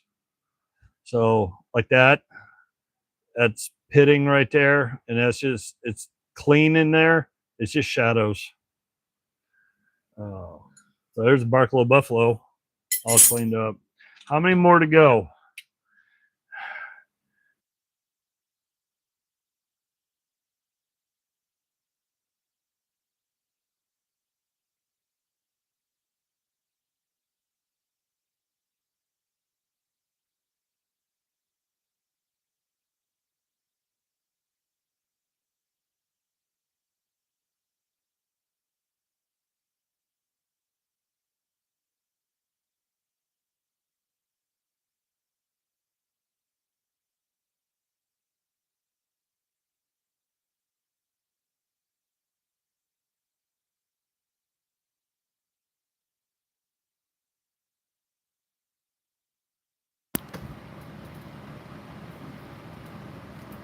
Died.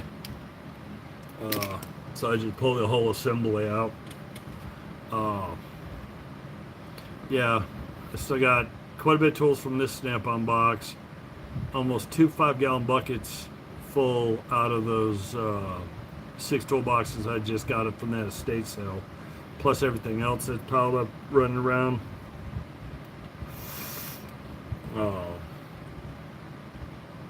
When the weather cools down and the shop's not miserably hot, then I'll be able to actually tear through them faster. When it's hot like this, it stalls me out where I just kind of more lethargic with it, and I don't want to. I'll clean stuff, but I won't clean it at the speed that I normally do when it's cold. Because when it's cold out here, I'm just in a nice smooth flow. I'm comfortable. I can just sit there and I'll pile up by the wire wheel. I'll pile up 6 or 8 tools and just sit there and do everything on that side, sort out what needs to go what direction, knock them out, bring them back here to the bench or the desk, just sit there and clean all the nuances. I can usually get probably 8 to 10 done in the time that it took for me to just do that one, because I can literally I get in a nice flow with when it's cool out. I'm assuming the sound came back.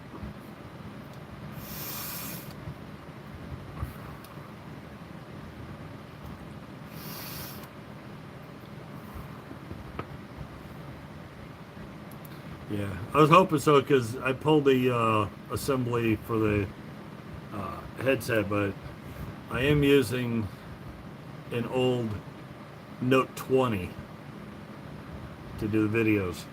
So with that thing being old, it's a matter of time before it fails.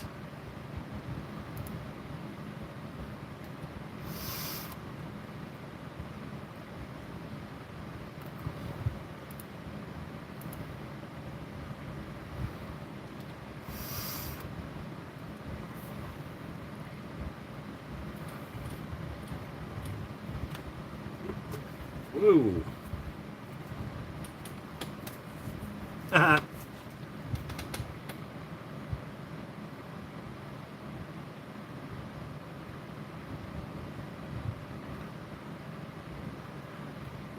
Let me clean that up.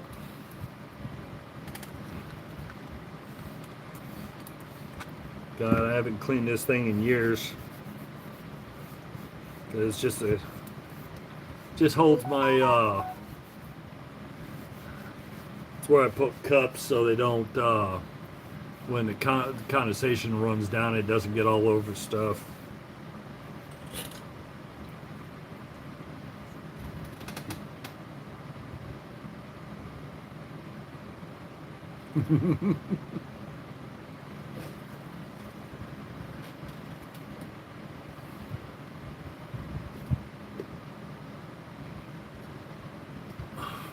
Really good guys. They took care of my dad with his 4-wheeler. They took care of me when I brought my KLR, my CR125 up to run the off-road trails.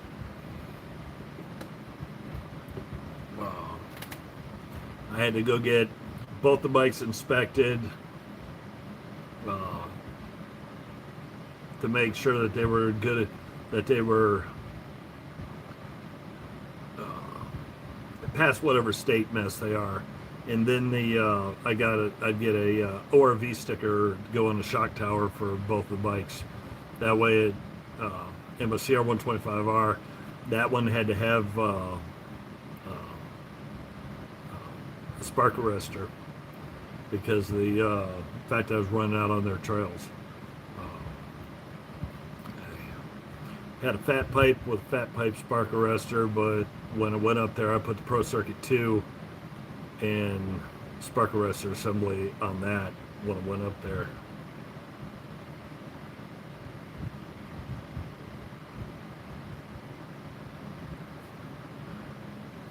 Hold that thought.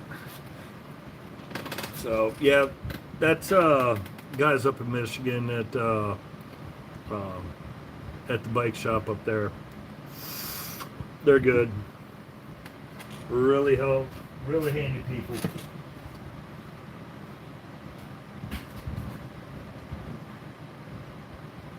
Nope. Wrong. Okay, just knock something over.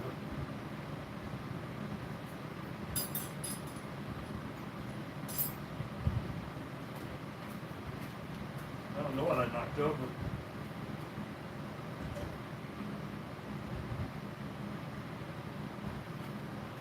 Oh.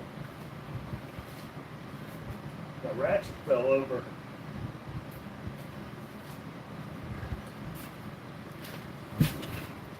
I'm still trying to figure out where to put 3/4 drive because the box, the very bottom drawer in this snap-on, I currently got piled up with filament.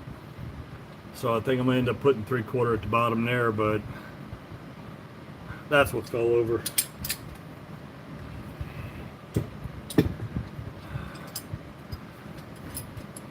Thanks. I was excited when I saw it.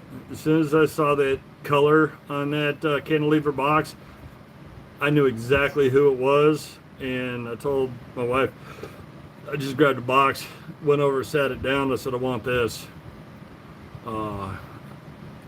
At first, I didn't open it up or anything until I started grabbing handfuls of stuff. So I got to have somewhere to put it. So I popped that open and just started shoving stuff in there. So there's a snap-on that has regular open end here and flare nut on the other end.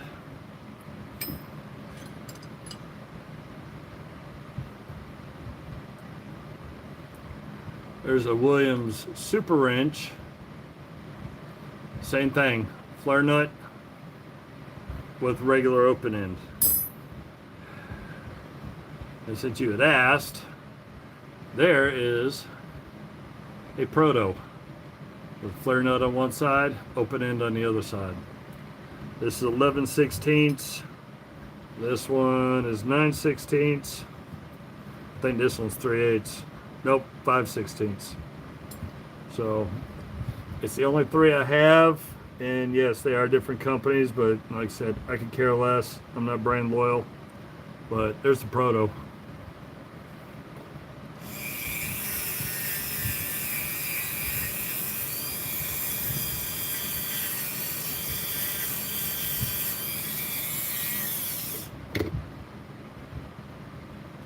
A little oil on it. Found a spot that apparently where the pitting was, it was starting to get a little bit of surface rust on it from the humidity. But yeah, up until recently, I had no idea that these existed.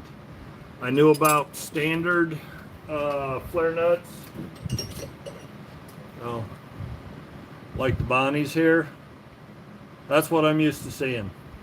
Or like what I pulled out of the box, where it's just round handle to a flare nut end. Those are the only two styles I knew about until I ran into one of these. So now I'm slowly piecing together hodgepodge mix and match set, just of all the sizes in this type.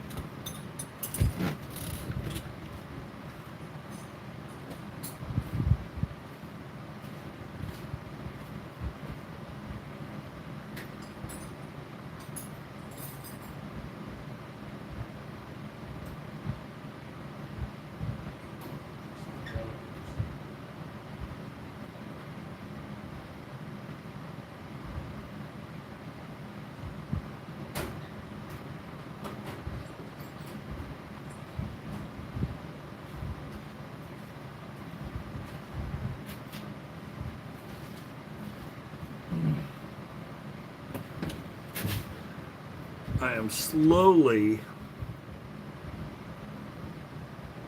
piecing together spline drive combination wrenches. I only have like, I think 2 or 3 total.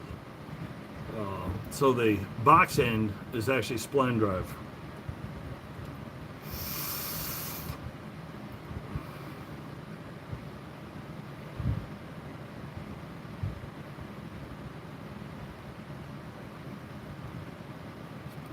Yeah, I really had no idea that they had combinations like that until I stumbled into one.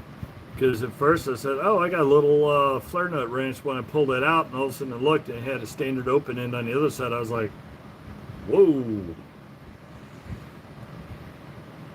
Of course, in my head, I'm sitting like, great. Now I got one more style to chase down.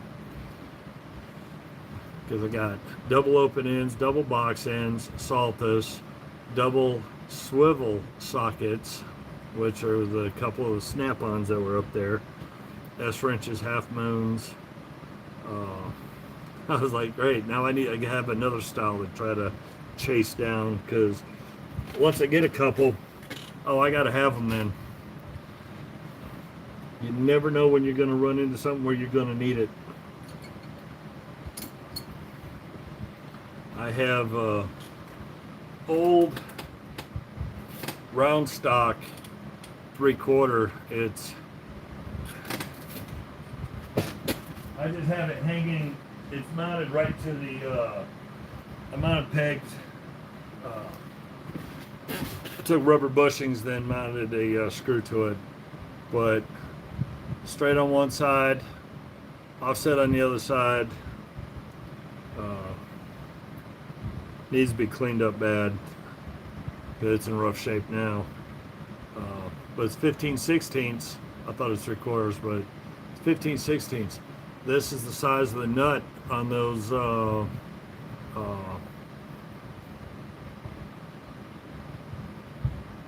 the buffer in the grinder.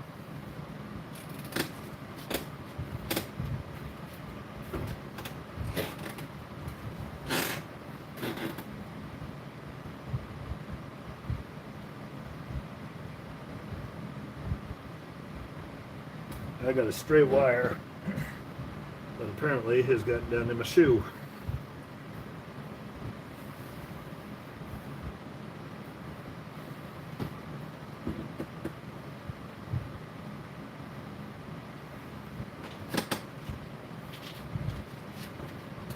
But yeah, since this is a nice solid tool, it's a no name, no country of origin or anything, but it's old, it's round stock, it's solid. I figured it'd be perfect to use for the changing the wheels out. Oh yeah, where in the hell is that?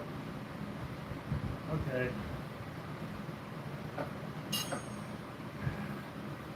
I don't know if this is in my shoe or in my foot now.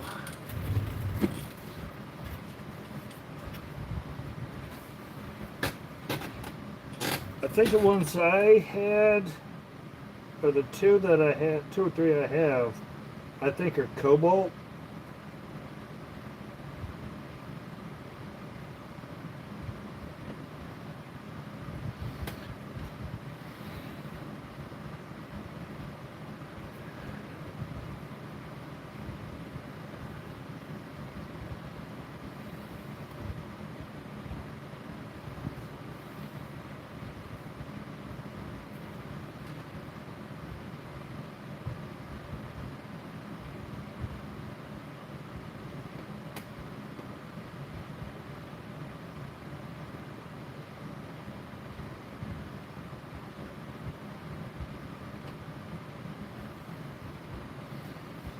Okay, I got a ghost wire that keeps poking my foot.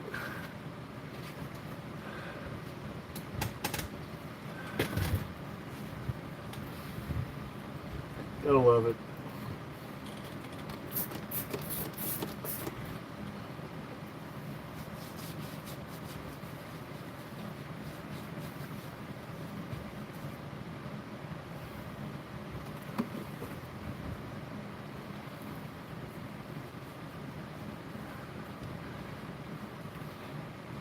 Now I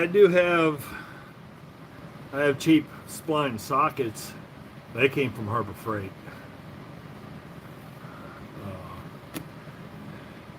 Couldn't pass it up. It was during their high percentage off of stuff under 20 bucks.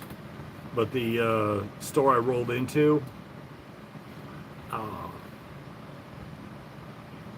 they were clearancing. I think they're Pittsburgh spline drive sockets, SAE and metric, and I was able to snag them. They were on a clearance price. Then they still give me the 20-30% off on top of that. Unfortunately, the manager moved up. He moved up and higher in the company, moved out of the store, and the new manager that's in that store, he's a nugget. If I don't have to go in there, and I mean absolutely have to go in there, I don't want nothing to do with it. He doesn't want to honor their warranty. He doesn't want to.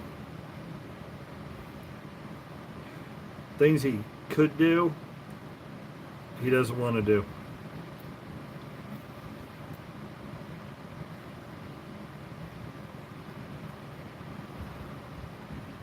Oh wow, I can see now. Amazing. But all stores have that. They go through a little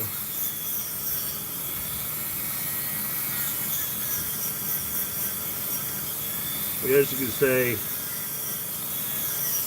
management shift when somebody either quits or goes higher up in the organization. I call it the honeymoon phase. So it's somebody that was never really in the management area. They're now in the supervisory or management role. And I call it the honeymoon phase because they turn around and they're hypercritical over every little thing to make themselves look good.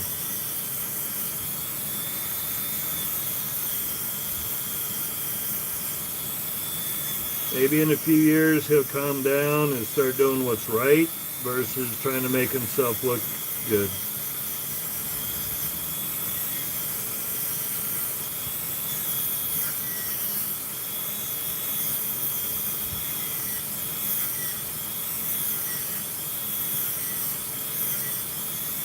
Trying to remember who recently had a video, because they had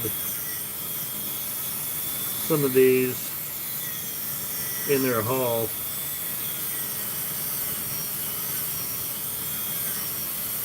And they commented about the fact that I like collecting them.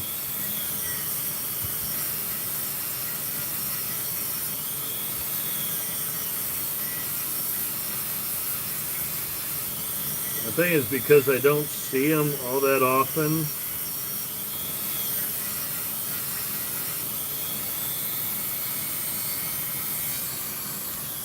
Is why I like collecting them. These are not quarter drive. So let me double check before I open my mouth on that one, because somewhere, nope. Hex drive.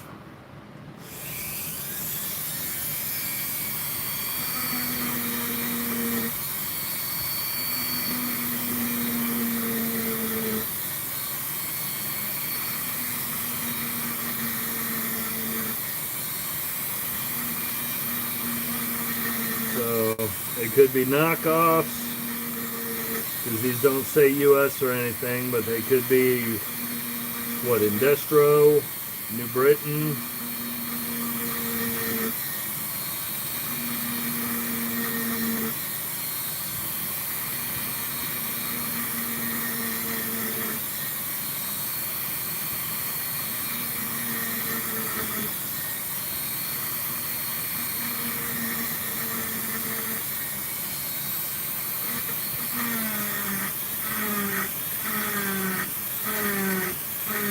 I have an industrial in New Britain set right up here.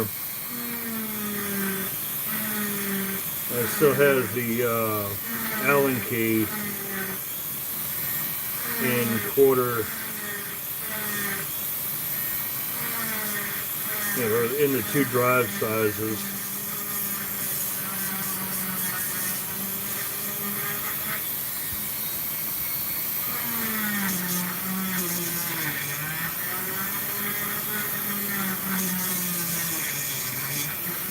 But this one, I don't care whether it's where it's made, because of what it is.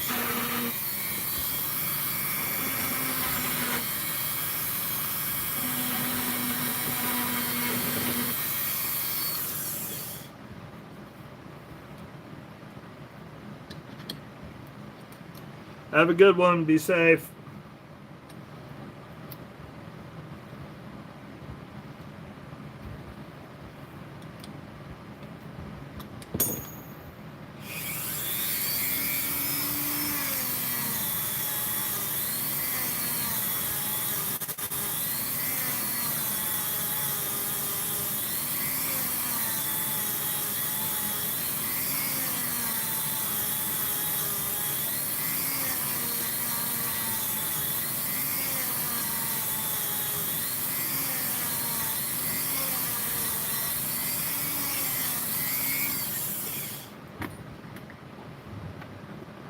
Take a quick peek.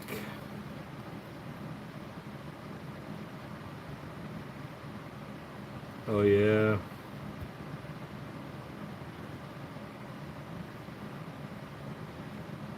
No rust nowhere. No crud anywhere. So, nice and clean, and it's hex drive, but it's metric. That's 5mm. Normally when I find these little hex drives, they're always SAE.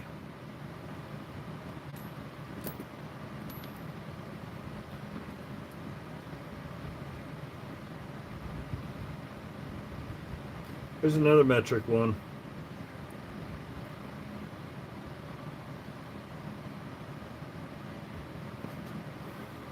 Probably why I got them piled up here. Actually, you know what? I know where these came from. David West Highland Shops.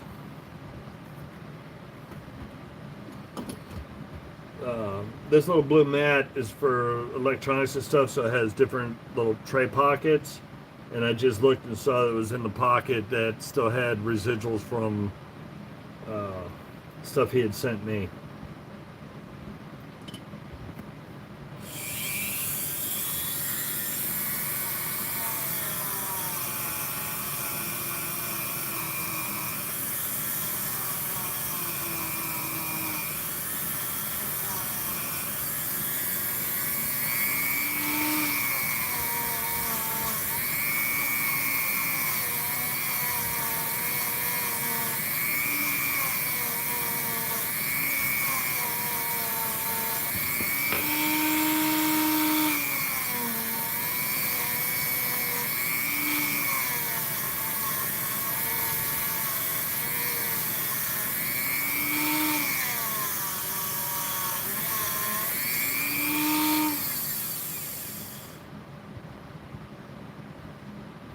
Got a wire fly out. I felt it when it hit me.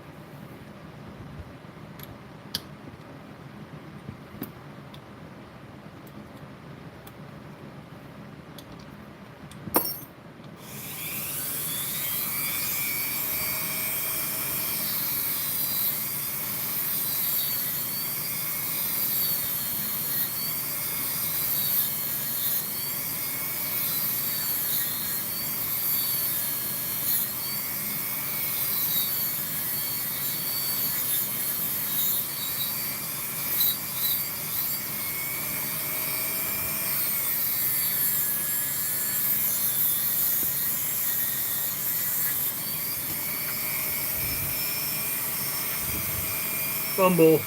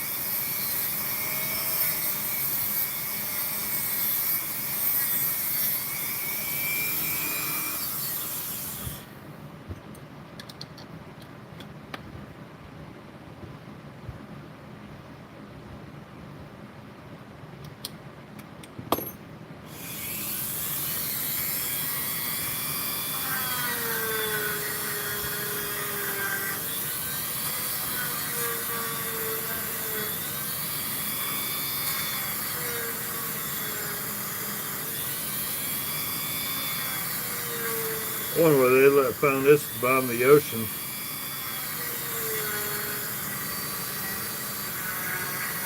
This one's in really bad, rough shape.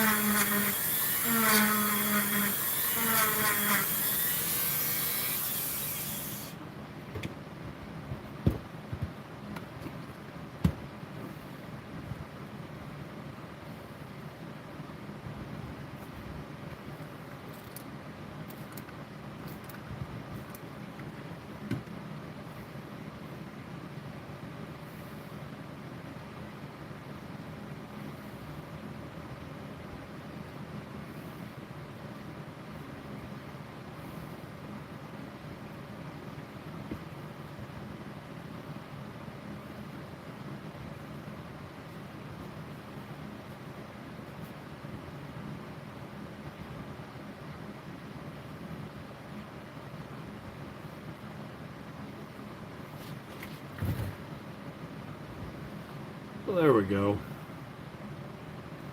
11 millimeter. I don't know why. Like I said, because hex drives are an old school type thing. I think that's why I kind of lock into them, kind of collect them.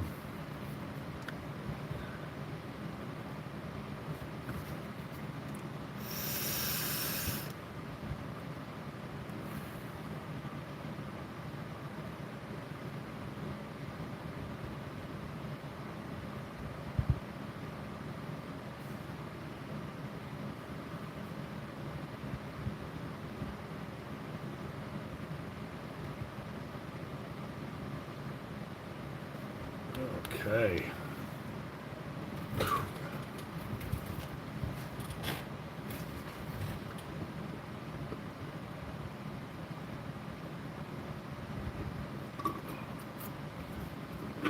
Looked like a watered down drink.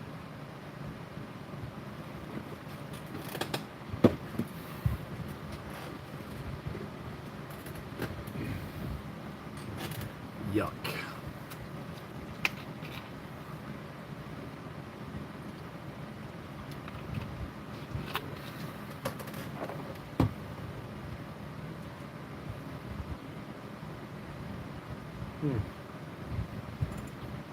Well, this could be an easy cleanup right here.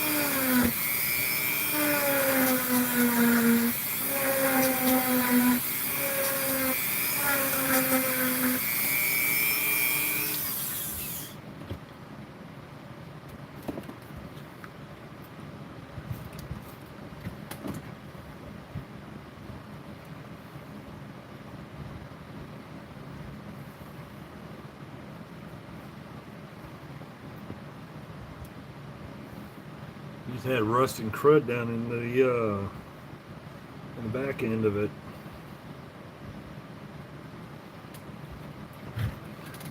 No more rust and crud down in there. That's all it was needed. It's a Williams 3/8.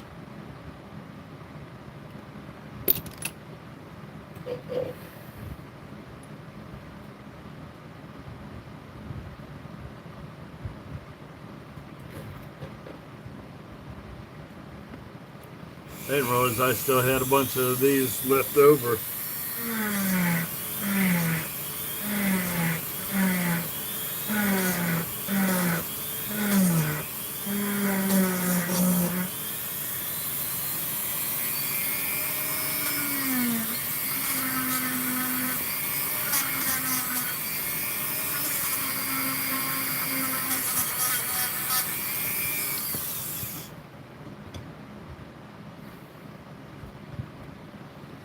I forgot I set a bunch of them up here to tidy up.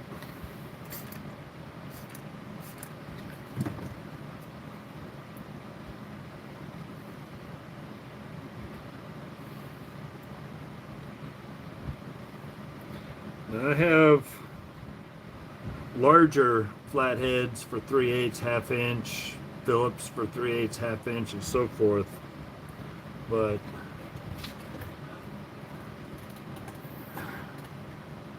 there's a flathead, quarter drive, Williams.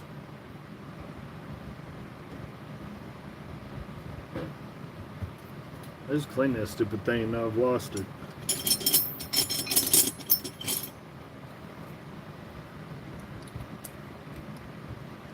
Get those awkward screws.